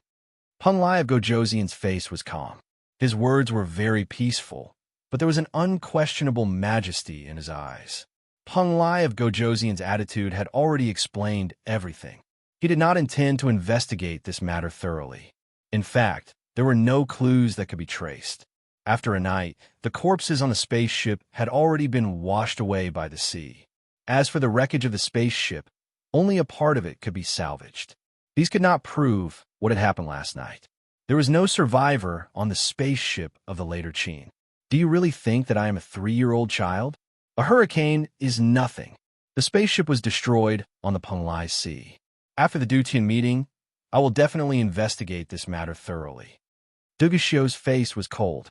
Dugu Xiao didn't care about the deaths of Madame Chi Bai and ministers. He didn't have much affection for Madame Chi Bai. However, he was sure that the spaceship of the later Qin was not an ordinary accident. What a joke. His spaceship was built by the ferry master Ma Yin when he was in later Qin. How could a hurricane of the natural world sink a spaceship? Unless it encountered a super magic with terrifying destructive power. In Peng Lai, there were not many people who had the ability to use super magic, but there were still quite a few. As far as Dugu Xiao knew, there were several people who had such ability. They were the Emperor Zhao in red, the first summoner of the Zhao state, Peng Lai of Gojozian, the king of Holy Wind from the Immortal Residence, Lan for the Mainland Magic Elite Camp, and Yunsheng from the Zhou state. Among these people, the Emperor Zhao in red and Peng Lai of Gojozian did not need to kill Chi Bai. As for the first summoner of the Zhao state, Dugu Xiao happened to know that he would not kill Chi Bai. Among the other 3, Although the king of holy wind from the immortal residence had unfathomable strength, he was from the fairy tribe. The fairies were a proud race and disdained to kill people who were weaker than them. As for the remaining two, Lon from the mainland magic elite camp had a cold personality and had no interaction with Chi Bai. As for Yun Sheng from the Zhou state, after thinking about it, it could only be Yun Sheng. Was it her? If it was really her, how should he deal with Yun Sheng? The death of Madame Chi Bai was a bit tricky. She was from the Bashi tribe, and her brother, Chi Muguan, was the next successor of the Bashi tribe.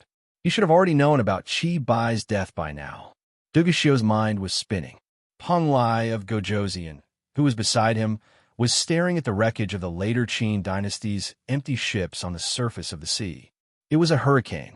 In this season, there had never been such a large-scale hurricane in the waters of Peng Lai. Peng Lai of Gojoseon did not tell Duguxio that there was not only a part of the hurricane's power left on the wreckage of the empty ships, but there was also a power that was even more mysterious than the hurricane's power. If Peng Lai of Gojoseon was not wrong, that power came from a mysterious magical artifact from thousands of years ago. The 8 wilderness divine artifacts had finally all appeared.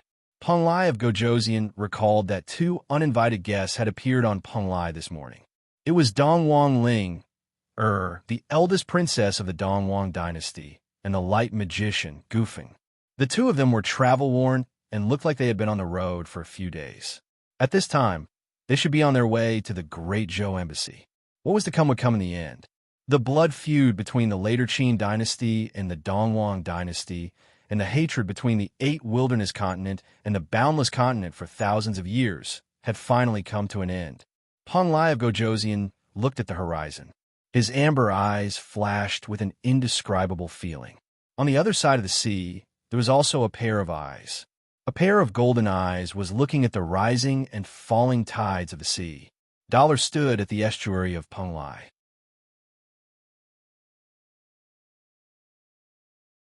Chapter 1026. Another day had passed. Counting the previous 3 days and 3 nights, Yun Sheng had been missing for 4 days and 3 nights. In the past few days, Dollar had been alone in an empty bed. He couldn't eat or sleep well. He couldn't get used to it. It was annoyed and roared in the direction of the estuary. A few sand gulls hovering on the sea were scared and flew far away. Dollar could no longer suppress the restlessness and worry in his heart. He complained in his heart that Wildcat was too reckless this time. No one knew Yun Sheng better than Yi Baiming. He was not worried that something would happen to Yun Sheng. With Wildcat's character, she would not be taken advantage of anywhere. It was good enough that others were not taken advantage of. Yun Sheng's disappearance for no reason had happened several times in the past 3 years. At first, Dollar didn't pay much attention to it. According to the usual practice, Yun Sheng would appear in a few days. Generally speaking, Yun Sheng's disappearance was nothing more than a few situations. A new pill was developed, a new patient appeared, or a new magic was learned. But even in the above situations, Yun Sheng's record was that she disappeared for 1 day and 1 night. But this time, she disappeared for 3 days and 3 nights. In the past day, Dollar had almost run to several main islands of Peng Lai, including medical centers, summoning centers, and other places, but he couldn't find the whereabouts of Yun Sheng. The sunset was all over the sky. The whole sea turned into a golden color. It was beautiful, but at this moment, Dollar was not in the mood to enjoy all this. No matter how beautiful the scenery was, if there was no one to accompany it, what could it do? The tide was lapping on the beach. Dollar's ears moved slightly. It seemed to hear a different sound in the tide. That was the sound of a guqin. Although the tide covered most of the sound, Dollar still heard it. The sound came from an island in Peng Lai. Tut, I almost missed it. Wildcat has never liked to play by the rules. If she's going to retreat, she will definitely choose a secluded island. In Dollar's eyes, the flame of hope was ignited again. Apart from the main island of Ice Island and Fire Island, about 40 of the remaining 60 or so islands were inhabited. As for the remaining 20 islands, they were either uninhabited or undeveloped. The source of the zither music was an island that was the furthest away from the main island of Peng Lai. That island was a nameless island that was inhabited by a large number of magical beasts all year round. Due to the large number of magical beasts and the lack of resources on the island, even the people of the Zao state had no time to take care of the island. Dollar's heart jumped. He had a feeling that Yun Sheng was on that island. Dollar leaped into the air. Under his feet, there were 4 green clouds of wind. The golden figure was flying towards the island. As they approached the island, the sound of the zither became clearer. However, this zither music was obviously different from what Yun Sheng usually played. It was no longer a zither music that made people calm down or make their blood boil. Instead, it was murderous like a war drum, full of provocation. Just listening to it made one's blood boil. When Dollar approached the island, he was shocked by what he saw. How could it be? It was a remote and almost desolate island. There was very little vegetation on the island. There were only bare bluish-gray rocks everywhere. At this time, it was evening. The afterglow of the setting sun dyed the rocks red. This hour was also the time when all kinds of magical beasts that lived near Penglai returned to their nests. The sonorous and powerful zither music caused a commotion among the magical beasts. On the sea, in the sky, and on the land, there were a large number of magical beasts that were crawling, flying, and swimming. Among them, there were the rock jade turtle with amazing defensive abilities, the overlord golden sword condor in the sky, the amphibious thorn crocodile, and a large number of colorful poisonous insects. They were all living on the wild islands of Penglai. They were also the overlords of this area. The magical beast's sense of territory was stronger than that of the human race. This island was their territory. That ignorant human who had rashly intruded dared to provoke them with the zither music. These magical beasts on Penglai, some of them knew combat skills, some of them knew magic, and some of them had all kinds of attributes. At this time, their eyes were red from being provoked by the zither music. They wanted to tear Yun Sheng apart. Dollar could not hold back anymore. But he suddenly noticed that Yun Sheng was sitting quietly. She lowered her eyelashes and bathed in the setting sun. Her black eyes were full of calmness. Her lips were raised in a beautiful arc. Yi Baiming was very familiar with Yun Sheng like that. In that smile, there was eagerness to give it a try, and also confidence that victory was within his grasp. As if realizing something, Dollar decided to observe for a while to see what the wildcat wanted to buy. The first to attack was the rock jade turtle. There was the sound of rolling rocks. Around Yun Sheng, rocks of different sizes rolled. The ground shook violently. A rock that needed 2 people to hug together was thrown at Yun Sheng. Dollar could not help but hold his breath. His limbs were slightly bent, ready to attack at any time. Clang! Like a golden spear hitting, Yun Sheng, who had not moved at all, suddenly condensed a magic power under her fingers and suddenly plucked. On the strings, the sound of the zither had been perfectly integrated with the magic power. The sound of the zither was shaped like a crescent moon and accurately hit the huge rock. The rock cracked and dust and gravel filled the sky. The sound of the zither hit the rock jade turtle's chest. The rock jade turtle, which weighed more than 200 kilograms, was actually split in half by the sound of the zither. It cannot be more dead. After smashing the rock, Yun Sheng did not stop. Under her fingers, a series of zither music was played. In an instant, the crescent-shaped zither music was like raindrops, fusing various magic attributes. The sound of the zither was like countless swords. Nearly 100 magical beasts attacked one after another, but Yun Sheng was still dealing with them methodically. From being surrounded at the beginning to being calm, the blood of the magical beasts quickly dyed the beach red. Yun Sheng's fingers did not stop. The sun slowly set. Above the pitch-black night sky, the stars were like fireflies. However, this battle did not have the slightest intention of stopping. It was magic, but it was also not magic. Yun Sheng sat by the beach and was already in a state of selflessness, killing people with zither music against hundreds and thousands of magical beasts. Even Dollar couldn't help but sigh as he watched. Under the influence of the zither music, the magic attack effect was at least doubled. It was endless, And after combining magic, not only could the zither music attack from afar, but it could also be used in close combat. This was the result of Yun Sheng's 3 days and 3 nights of seclusion, a new type of profound magic that had never appeared in the Boundless Land. There was a surge of pride in Dollar's eyes. This woman was Yun Sheng, the woman he had his eyes on. When the last magical beast was killed, Yun Sheng's fingers pressed the strings of the zither. Only then did she slowly heave a sigh of relief. She was still sitting on the same spot and did not even move an inch. When the sound of the zither ended, Yun Sheng's entire body collapsed as if she had collapsed. However, what was waiting for her was not sand, but a warm body.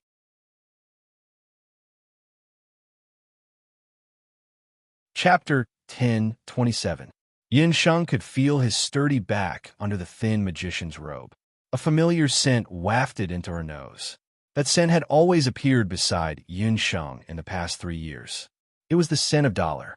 Even though he was a magical beast, Dollar was surprisingly clean.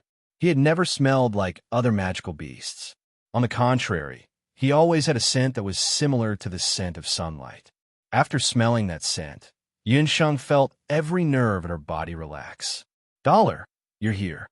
I've learned my second arcane spell," Yun Sheng said. Her voice was weak and feeble. After killing nearly 100 magical beasts, Yun Sheng realized that she was exhausted both physically and magically. She had been sitting on the beach for 3 days and 3 nights.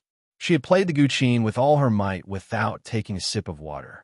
The moment she learned the new spell, she was completely exhausted. Now, she couldn't even lift a finger. Even though it was a little miserable, Yun Sheng didn't regret this special retreat. However, with this new profound magic, her strength had increased a lot. In the future, even if she were to fight against the Emperor Zhao and Red, she would have a better chance of winning. Dollar, why aren't you saying anything? Why do I feel like you're angry?" Yun Sheng didn't even bother to move her eyelids. However, she could still feel that Dollar was glaring at her with eyes that were about to explode at any moment. TSK, this guy, does he have any awareness of being a magical beast? Look at other magical beasts. Every time they saw their masters, they would wag their tails and stick out their tongues. How could it be like Dollar, who was so arrogant? She had to teach Dollar a good lesson next time. But then again, Dollar's feeling was strangely similar to that of a certain someone. Sigh, she must be too tired. She was starting to let her imagination run wild again. Dollar couldn't be beiming.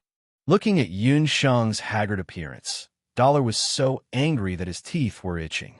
If beiming was in his human form, he would definitely give this woman a good scolding and then spank her.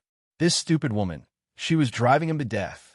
Did she know how dangerous it was to overdraw both one's magic power and physical strength on a foreign island? The smell of blood from the magical beasts she killed would attract more magical beasts at any time. Although he was angry, when he saw Yun Sheng's weak face and her rare feminine side, Dollar's golden eyes were filled with an indescribable tenderness. He snorted heavily, held Yun Sheng's collar in his mouth, and gently put her on his back. It rolled in its throat and let out a low roar. Its 4 powerful legs suddenly kicked, and Yun Sheng felt as if she had fallen into a cloud. Her entire body was light as a feather. She was extremely tired and sleepy. Dollar caught her steadily. Yun Sheng felt relaxed. She closed her eyes, put her hands around Dollar's neck, and let Dollar carry her back to the Great Zhou Embassy. When Yun Sheng regained consciousness, she was already in the Great Zhou Embassy. What woke her up was a woman's high-pitched scream. That voice made Yun Sheng's bones hurt, but at the same time, Yun Sheng felt that the voice was very familiar. It seemed to be the voice of her good friend, Dong Wang Linger. It turned out that after Dong Wang Linger arrived at Penglai, the first thing she did was to look for her good friend, Yun Sheng.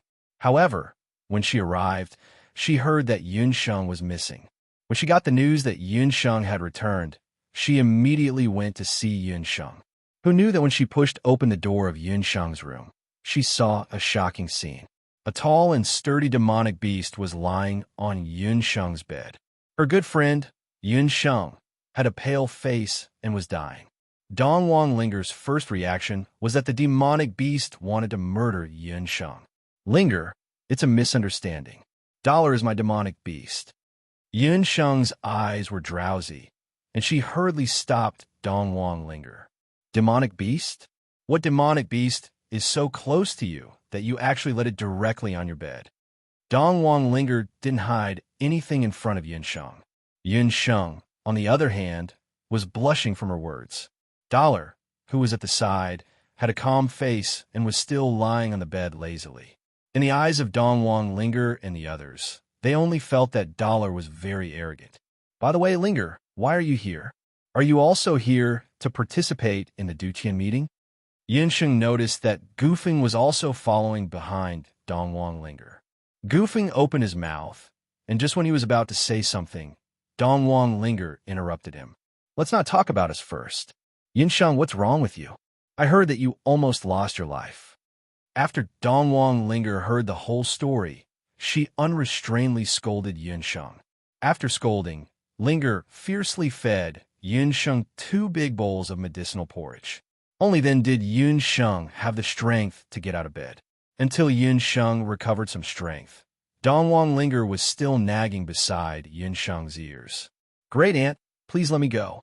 I promise that next time, I won't not eat or drink for 3 days and 3 nights for no reason. Yun Sheng's ears were about to get calluses from Linger's nagging. You almost scare me to death. Last time, Dong Wang Linger's eyes were somewhat red. In her heart, Yun Sheng had always been the strongest. Last time, after Yi Baiming went missing, Dong Wang Linger still remembered what Yun Sheng looked like. This time, Dong Wang Linger came as a representative of the Dong Wang dynasty. When she heard that Yun Sheng was also in Penglai and that the two hadn't seen each other for 3 years, she excitedly rushed over. Who knew that when she arrived at the embassy, she would hear that Yun Sheng had fainted? Dong Wang Linger was so scared that she almost died. Yun Sheng felt warm in her heart. She knew that Linger was just worried about her. Don't worry, I'll be fine. Sister Lan is also here. The few of us haven't seen each other for a long time. This time, we can get together. Yun Sheng smiled and took a glance at Gufeng. Gufeng, that brat, was talking to Yun Sheng intermittently. However, he would secretly glance at Yun Sheng from time to time. However, when his gaze met with Yun Sheng's, he would immediately timidly look away. With Yun Sheng's understanding of Gufeng, this brat was definitely hiding something from her. Although she faintly felt that something was wrong, Yun Sheng didn't rush to ask. She planned to privately look for Gufeng to confirm it. That night, the few people from the mainland's magic elite camp gathered together again after so many years. Everyone had a good chat. During the banquet, Yun Sheng told Dong Wang Linger about the news regarding Hu Sheng. We must think of a way to save Hu Sheng.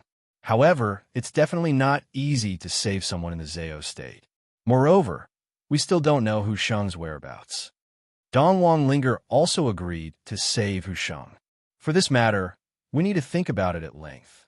During the Duqing conference, we might need your cooperation. I want to start searching from the Zhao state's water prison.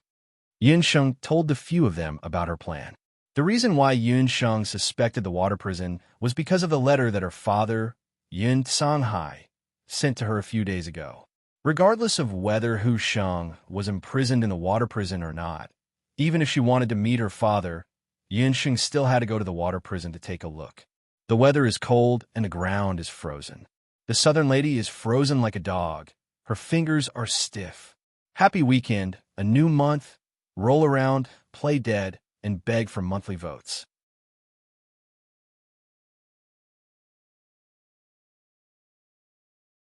Chapter 1028. In the water dungeon, Hu Sheng was suspended. Her legs were soaked in water, and the prolonged soaking had caused her limbs to become swollen and rotten. After nearly 3 years of imprisonment, Hu Sheng had lost track of time and night. But in the past few days, she was suddenly released. The prison guards even sent her clean food and water. Hu Sheng knew that these vicious Zhao state summoners would not be so kind. She did not eat or drink. If I tell you to eat, just eat. Once the metropolis meeting ends, you'll die. Being a full ghost is better than being a hungry ghost. 2 jailers walked over and one of them spat on the ground before walking away while cursing. So that's how it was. She was finally going to die. Hu Sheng was numb. She did not look at the food. For her, death might be a relief. You should at least eat a little. The one of the two prison guards who had stayed behind suddenly spoke up. Hu Sheng felt that the other person's voice was strange, but that was not important. This person was not the jailer who looked after her on a daily basis. It seemed that he was temporarily transferred here. Someone will get you out of here, the jailer said in a low voice. Hu Sheng's body trembled. She suddenly raised her head and looked at the jailer. He was wearing a mask. In the Zhao state, many summoners wore masks. Perhaps it was the concern in his voice that moved Hu Sheng. She asked softly, "Who are you? Are you from the Celestial Fox tribe?" Hu Sheng regretted it as soon as the words left her mouth. She was so naive. How could someone from the Celestial Fox tribe come to save her? Her father had long stopped caring about her. Her timid mother would never be able to find someone to save her. "I'm sorry that you have suffered these past few years. I was selfish before. I am Yun Sheng's father." After hesitating for a moment, Yin Songhai still announced his identity. Ever since that day, when he sneaked into the Great Zhou embassy and left a message for Yun Sheng, Yin Songhai had been paying close attention to the situation in the water dungeon. In the past few days, one of the jailers in the water dungeon had fallen ill. Yin Songhai found an opportunity to replace him. He believed that Sheng should have received his message. In another day, the Dutian conference would begin. At that time, Sheng would definitely sneak into the water dungeon. As long as he and his daughter worked together, they would be able to save the woman in the water dungeon. Yin Sheng's father? Hu Sheng was surprised. At the same time, her heart felt bitter. Her own father did not appear when she was in danger. Instead, Yin Sheng's father came to save her. "It's very dangerous here. Why did you save me? You should also know why I was caught. If I die, Yin Sheng will be safe." Hu Sheng believed that the man in front of her should also know that she was caught as a scapegoat. He should also know that she would soon be used as a blood sacrifice to strengthen the Dutian blood seal. Weren't all parents selfish? Could it be that Yun Sheng's father was not afraid that Yun Sheng would be implicated? But if Sheng knew that you died in her place, she would feel guilty for the rest of her life. She's a doctor. In her heart, there is no distinction between the noble and the cheap. Your parents should also hope that you can go back. Take these. In a few days, we will be able to get you out. Yin Songhai sighed. He took out some pills and placed them beside Hu Sheng. Although his daughter, Hu Sheng, was not a good person, she had a clear distinction between good and evil. Hu Sheng's death would only bring a temporary peace. No one will hope for me to go back. Although I look like Yin Sheng, I am not her. I am a good-for-nothing. Hu Sheng shook her head. She hugged her legs and curled up in the cell with her head lowered. Yin Songhai sighed and left. On the day of the Dutian conference, Yun Sheng received an invitation from Peng Lai of Gojoseon and the Zhao state. She learned that the Dutian conference would be held in the Peng Lai pavilion. The representatives of the major countries and forces that had already arrived in Peng Lai included the regent of Great Zhou, Yi Baiming, later Qin Du Xiu, the immortal residence God Wind King, Tang Yuan Li Cheng, the vice president of the Hunters Guild, the mainland elite Camp Lan, Dongwang Ling of the Dongwang dynasty, and Si Ming of the temple.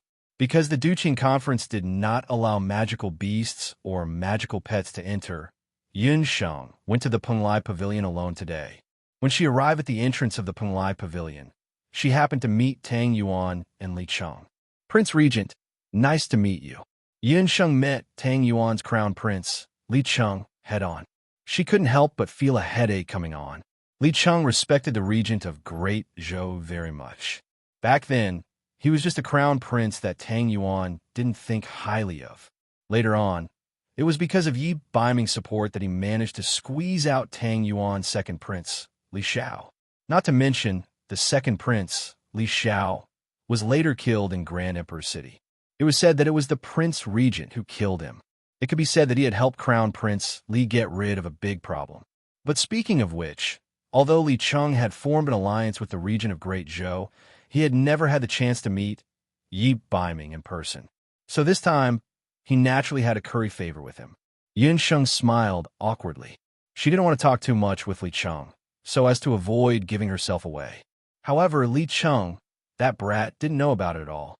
He even held onto Yun Sheng's hand with a very intimate look. Prince Regent, I have met the Prince Regent's consort once in the past. I heard that the consort has been infected with a strange illness for the past few years. You seem to have gotten better recently.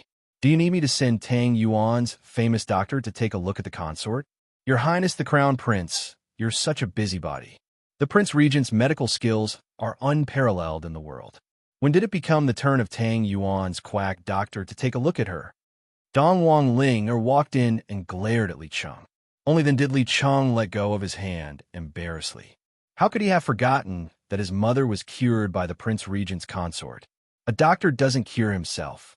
This saying was probably referring to the situation of the Prince Regent's consort.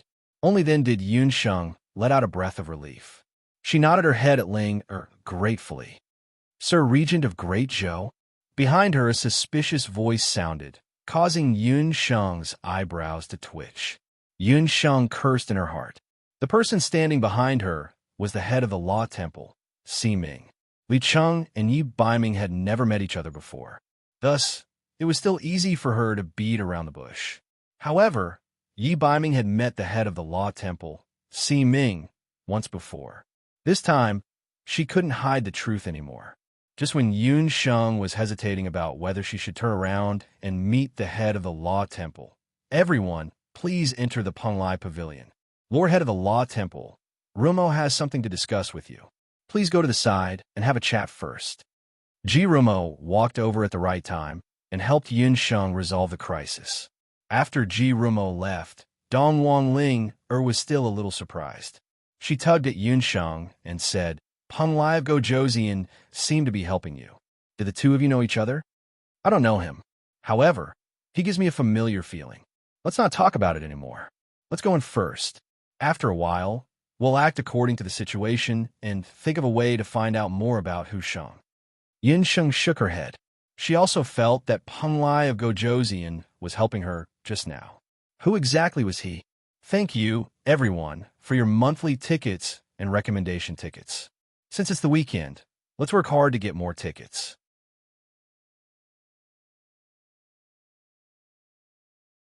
Chapter 1029. When Elder Si Ming came back and saw the Regent of Great Zhou, his expression had already changed. She didn't know what Penglai of Gojoseon had said to him. When he saw Yun Sheng, he didn't look surprised at all. It was as if he had already forgotten what Yi Baiming looked like. The Penglai Pavilion was located on Ice Island. It was different from the Fire Island that Yun Sheng had been to earlier. This place was covered in ice and snow all year round. Even the Penglai Pavilion was built with special glazed ice tiles. There were a total of 4 floors in the pavilion. They were red, green, blue, and yellow. These 4 colors represented the 4 elements of magic. The Duqian Conference was held on the first floor of the Fire Pavilion. Compared to the other places, the Fire Pavilion was like a furnace. It was much warmer. Although the invitation letter was sent by Penglai of Gojoseon, Yunxing only found out after arriving at Penglai that the invitation letter was actually sent by the Emperor Zhao in red in the name of Penglai of Gojoseon. Because of this, Penglai of Gojoseon and the Emperor Zhao in red were still in a cold war. Yun Sheng had heard of the Emperor Zhao in red of the Zhao state for a long time, but she had never had the chance to meet him. The Emperor Zhao in red had been famous for many years. He was of the same generation as Elder Si Ming of the Dharma Temple. Yun Sheng originally thought that the Emperor Zhao in red was at least an old man in his twilight years. However, when the Emperor Zhao in red appeared, Yun Sheng realized that Emperor Zhao in red looked like he was only in his 30s. He was much younger than Elder Si Ming. However, his eyebrows were clear and his face was as beautiful as jade. He was a handsome man that was hard to come by. Presumably, he had also practiced some kind of special maintenance secret technique. At the thought that this person was the culprit who had separated her family of 3 for more than 10 years, Yun Sheng could not help but feel resentful. The Emperor Zhao in red was also sizing up the guests from various countries. Although he had been famous for a long time, He had rarely walked around the continent in recent years. It had only been 10 years, but the power structure and forces of the continent had completely changed. Apart from Arbiter of the Dharma Temple, the rest of the people present were all young geniuses. Not only were they powerful, but they also controlled the power of their respective countries. The Emperor Zhao, in red, glanced at a few of them. Later Qin's Dugu Xiao, Immortal Abode's Holy Wind King, and Zhou State's Yi Baiming, especially Yi Baiming. The Emperor Zhao, in red, subtly glanced at the Prince Regent of Zhou State. The Emperor Zhao, in red, paid attention to Yi Baiming because he was the most famous person of the younger generation in the continent in recent years. In addition, the Emperor Zhao, in red, also knew that the person imprisoned in the water prison was Zhou State's Prince Regent's consort. Yi Baiming was rumored to be extremely handsome. Seeing him today, the rumors were true. His skin was slightly dark, but his eyebrows were thick and his eyes were handsome.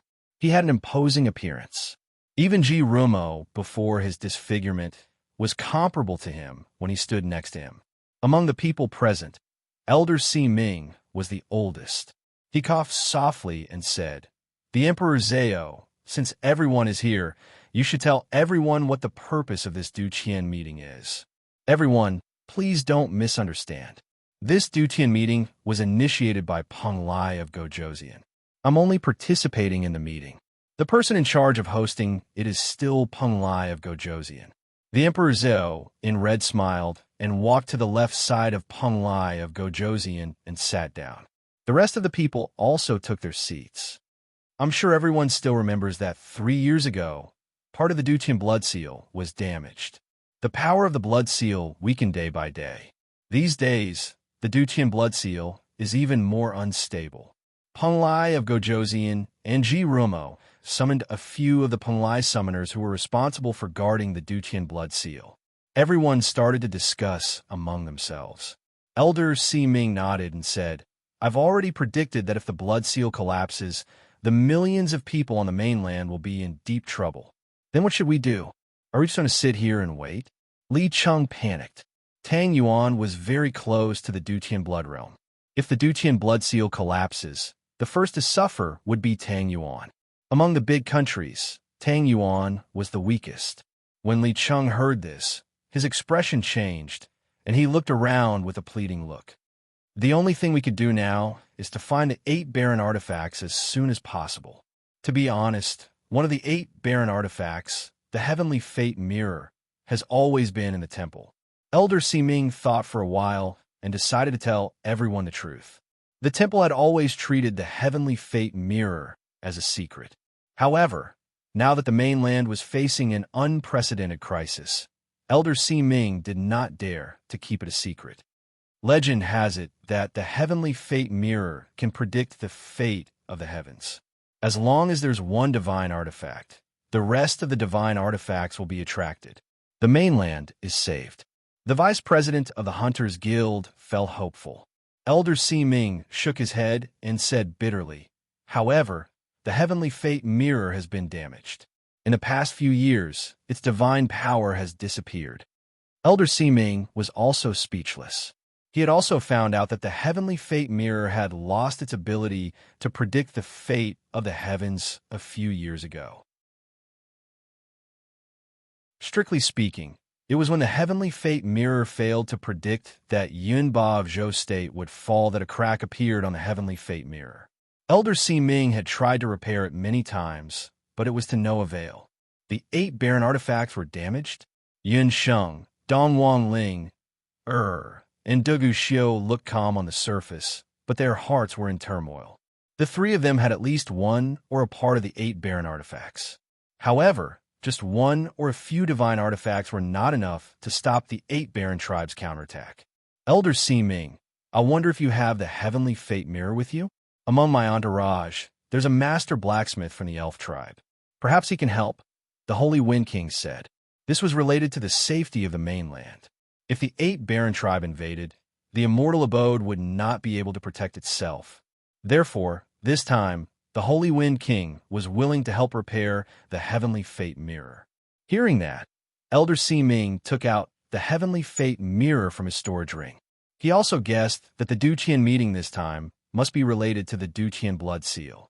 Therefore, he brought the heavenly fate mirror with him. The heavenly fate mirror, one of the 8 barren artifacts, appeared in front of everyone. The moment the heavenly fate mirror appeared, Yunsheng's expression changed slightly. In her beast language ring, the 8 barren artifacts were very quiet and did not have any strange movements. It was Popping Sheep who told Yunsheng that the appearance of one of the 8 barren artifacts would cause the other divine artifacts to resonate.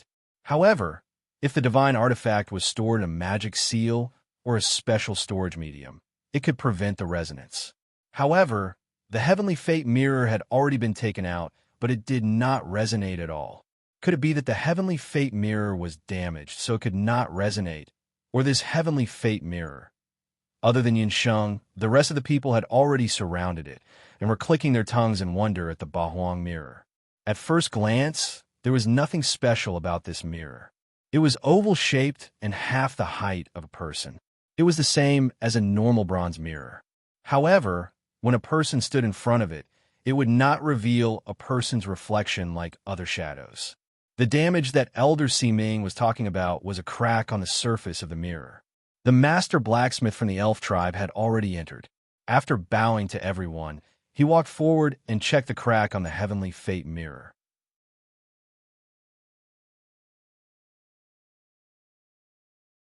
Chapter 10:30.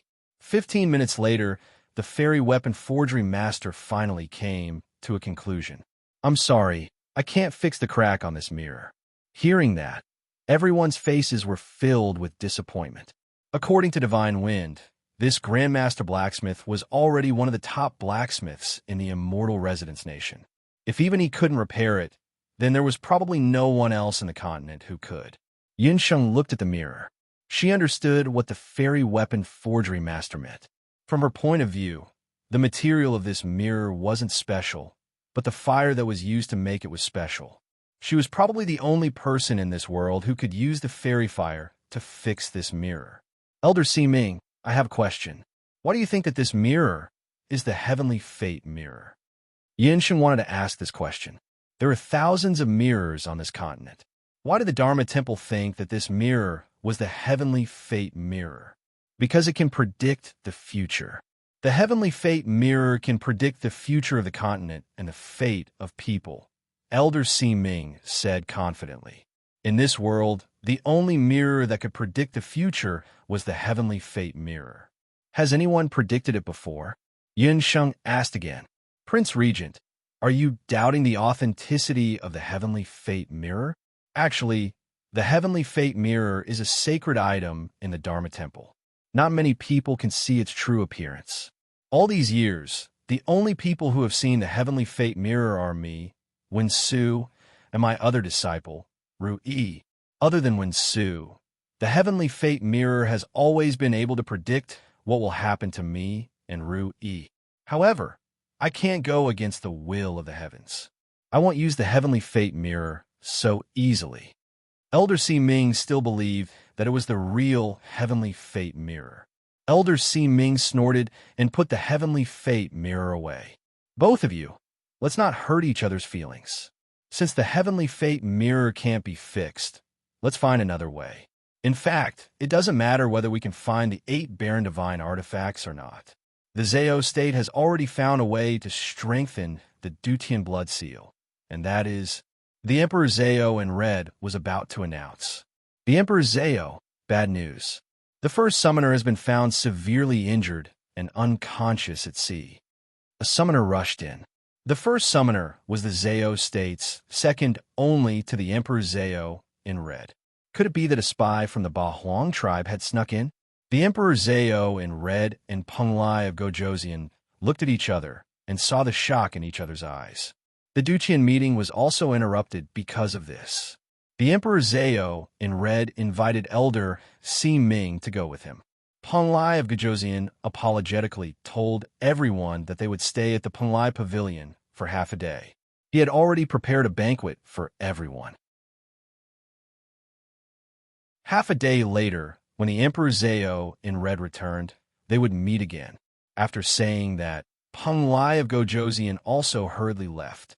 Yun Sheng's lips curled up into an unnoticeable smile. Yun Sheng, Lan, Dongwang Ling, and the others were waiting for this moment. The three of them looked at each other. Earlier, they had already discussed that if there was a suitable opportunity during the Dutian meeting, Lan and Dongwang Ling would cover for Yun Sheng to find a way to go to the Zao state. Right now, in the Zao state, the Redcoat Summoner and the First Summoner weren't in the Zao state. This was the best time to enter the Zao state. Prince Regent, wait. I have something to ask you. Just when Yun Sheng was about to leave, Duguxiu walked up to them. His face was dark as he stared at Yun Sheng fiercely. Duguxiu, I don't think we have anything to talk about. Yun Sheng was on guard. You killed Qi Bai. Duguxiu opened his mouth and questioned Yun Sheng about Qi Bai's death. Madame Qi Bai is dead? Yun Sheng was surprised. She really didn't know about this. When did this happen? Yun Sheng already had some doubts in her heart. Just a few days ago, she and my soldiers went to the Penglai Sea to meet the left minister of the eastern capital. On the surface, it looked like they were hit by a hurricane. Don't pretend anymore. In the Penglai Sea, there are only a few people with that kind of strength, Duguxiu said coldly. Duguxiu also asked around. During the few days when Madame Qi Bai died, Yun Sheng disappeared. Even the people from the Great Zhou Embassy didn't see her. All the signs pointed to Yun Sheng killing Qi Bai. A few days ago, Yun Sheng was in seclusion. She didn't know anything about Madame Qi Bai's death. If it's related to the left minister of the eastern capital, could it be Yun Sheng secretly looked at Dongwang Ling? She saw that Dongwang Ling was staring at Duguxiu with a hateful gaze. That gaze made Yun Sheng shudder. Could be Ling. With Ling, and Gu Feng's strength, logically speaking, they shouldn't be a match for Madame Qi Bai and the people from the later Qin. Could it be that there was something else going on? Recalling Gu Feng's expression, Yun Sheng understood. It seemed that she needed to have a chat with Ling. Yun Sheng still remembered that when she was in the mainland's magic elite camp, Dongwang Ling used extreme methods in order to become the disciple of a dark gold rank teacher. She was afraid that Dongwang Ling would go down the wrong path in order to take revenge. Calculating the time, the day Madame Qi Bai died was the day Gu Feng and Ling arrived. If Duguxiu knew that Madame Qi Bai was killed by Ling and Ling he would probably turn hostile on the spot. I was the one who killed her. Could it be that you want to take action here? Yun Sheng raised her eyebrows. You. Yun Sheng, don't think that you can do whatever you want just because I like you. Duguxiu originally thought that Yun Sheng would defend herself. Who would have thought that this woman didn't even bother to defend herself? Duguxiu, this prince will return those words to you. This is Peng Lai, not later Qin. What is your intention for pestering the regent of Great Zhou? Divine Wind walked forward and stood between Yun Sheng and Duguxiu. Get lost, Divine Wind. This is none of your business. Duguxiu's face darkened. Duguxiu, her business is my business. Didn't you always want to compete with this prince? Since everyone is here today, if you aren't weak, then let's compete. If you lose, you are not allowed to pester her in the future. Divine Wind also didn't give in. Let's compete. Duguxiu already didn't like Divine Wind. The three of them formed a triangle, and the atmosphere in the surroundings was strange. Hey, what's going on? Tang Yuan and Li Cheng were puzzled. Why did they feel that the atmosphere between the three men was strange? No matter how they looked at it, it was as if two men were fighting over a woman. However, the one standing in the middle was obviously Zhou State's Bai Mingwang. Could it be? Li Cheng shuddered. On the mainland, some men had special tastes. They didn't like men, but they liked women. Duguxiu refused to appoint an empress, and the Divine Wind King still hadn't married. Although the regent of Great Zhou was married, it was as if he hadn't. Could it be that these three people actually had that kind of relationship? He looked at the three of them. The regent of Great Zhou wasn't short, but compared to the tall Divine Wind and Duguxiu, he looked very petite. While Li Cheng was still fantasizing, the Divine Wind King and Duguxiu had already started fighting.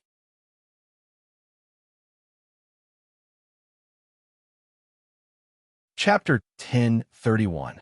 Oh no, they're really fighting. Shun Feng and Duguxiu were fighting in the sky above the Penglai Pavilion. Everyone's attention was attracted, and no one noticed that Yun Sheng had sneaked out. Looking at the sky, Yun Sheng saw Divine Wind nimbly using its movement technique to dodge Duguxiu's biting cold attack. She heaved a sigh of relief. Shun Feng and Duguxiu were equally matched in strength, so he was the best candidate to stall Duguxiu. Fortunately, she had the foresight to talk to Shun Feng. Otherwise, she would have been entangled with Duguxiu. The Emperor Zhao in red and the others had not returned yet. Needless to say, Yunsheng also knew what had happened. It seemed that the spy who had harassed the Master of Molten Flame had revealed his true identity. Who would have thought that the Zhao state's first summoner was actually a spy from the Bahuang tribe? As soon as Yunsheng left the Penglai Pavilion, she used a disguise spell to change her appearance and became Yin Yun again. It was only a few miles from Ice Island to Fire Island. When Yun Sheng entered Fire Island, she showed the token that the seventh summoner had given her. The guards did not ask any questions and let her in. As she walked past, Yun Sheng heard the guards talking about the first summoner's injury. Yun Sheng had just walked a few steps when a person suddenly appeared in front of her. When that person saw Yun Sheng, he was very excited. "Master Yin Yun, you finally appeared. I've been looking for you so hard." The seventh summoner was pleasantly surprised. In the past few days, he had almost turned the entire Penglai Island upside down, but he still could not find Yin Yun. Just when he thought that Yin Yun had left Penglai, Yin Yun suddenly appeared. "What bad luck!" Yin Sheng forced a smile. "Seventh Lord, I'm really sorry. I had some urgent matters to attend to, so I left for a few days. I was just about to look for you." Yin Sheng could only find a random excuse. "It doesn't matter. As long as Master Yin Yun can come back, it's fine." "All right, I have something urgent to attend to right now, so I can't call Great Master. I'll go look for Great Master later." The seventh main caller was in a hurry. He had just received news that the first main caller was injured. At this moment, he was rushing to the area where the incident happened. Coincidentally, he bumped into Yun Sheng. "Then let's not delay Seventh Lord any longer. Seventh Lord, do you remember that I mentioned earlier that I have an acquaintance in the Zhao state? I only found out a few days ago that he's a jailer in the Zhao state's water prison. May I know where the water prison is?" Yin Sheng sneered in her heart. The first summoner was probably not far from death. Just let the Zhao state do whatever they want. The water prison is right below the Zhao state. However, it's an important place in the Zhao state. Normal people can't enter it. Here's my warrant. Great Master, use it as you wish. Return it to me when you see your acquaintance. The seventh main caller was bent on sucking up to Yin Yun. He didn't suspect Yun Sheng's motive and gave his warrant to Yun Sheng. It was really nothing. Yun Sheng expressed her gratitude a few more times before parting ways with the seventh summoner. The seventh main caller didn't stop and rushed to the area where the first main caller was injured. On the sea, there was already an empty ship anchored. On the empty ship, including Elder Si Ming, Peng Lai of Gojozian, and the Emperor Zhao in red were all gathered around the first main caller. When Elder Si Ming arrived, he realized that the first main caller's condition was much worse than he thought. His four limbs were all chopped off. The first summoner's life is not in danger, but I'm afraid his limbs are going to be crippled.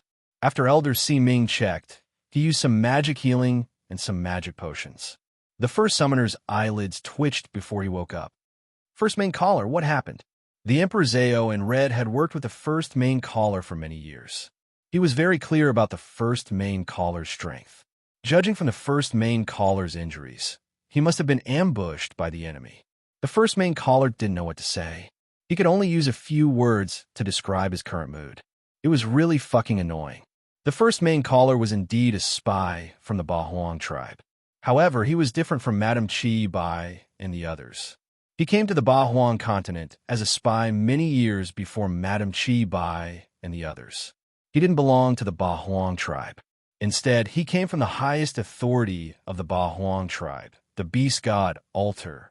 The first main caller was a priest from the beast god Altar. As he was proficient in the art of summoning, he was sent to the Boundless Continent and infiltrated the Zhao state. In the past few decades, he was cautious and cautious. Finally, he became a core figure in the Zao state. He also tried his best to find out the location of the volcano seal. After 10 years, he gained the trust of the guardian of the volcano seal, the master of molten flame. Finally, he found a way to destroy the volcano seal. In fact, the first main caller had the chance to completely destroy the volcano seal. However, he didn't find the right opportunity. This was a rare occasion when the Dutian conference was held in Panlai. The first main caller wanted to capture the leaders of the top forces in the continent in one fell swoop. Not long after the people from the top forces entered the Panlai pavilion, the first main caller couldn't wait to dive into the deep sea. Just like the previous few times, he repeated the same trick. He wanted to give the volcano seal the most fatal blow. The first main caller also expected that after decades of constant harassment and destruction, the master of molten flame and the seal were very weak. However, just as he was about to transform into a shark man and approach the volcano seal, a strange scene happened. His hands and feet were suddenly entangled by a large number of tentacles. A dark king anemone tentacle suddenly appeared in the water. At the same time, a thunderous roar came from the volcano seal. The master of molten flame, who was supposed to be powerless, appeared on the seal. The Fire Lord's figure was dozens of meters tall. He had recovered his strength when they first met. The first main caller panicked.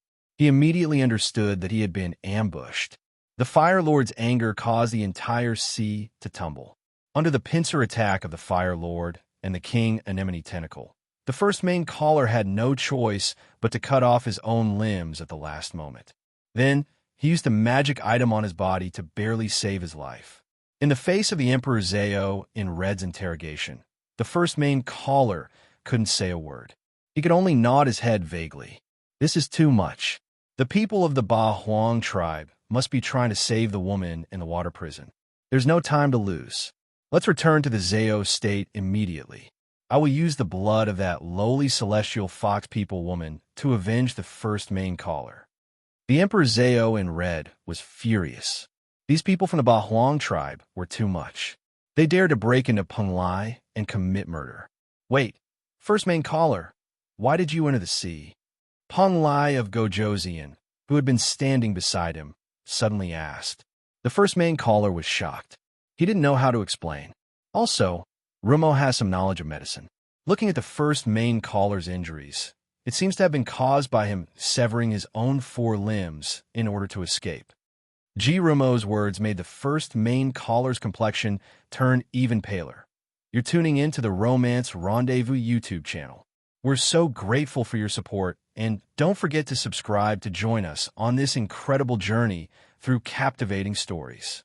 Your generosity through donations truly makes a world of difference, as it's the primary source of revenue that allows me to expand and enhance this channel for you. Thank you from the bottom of my heart for being a part of this adventure.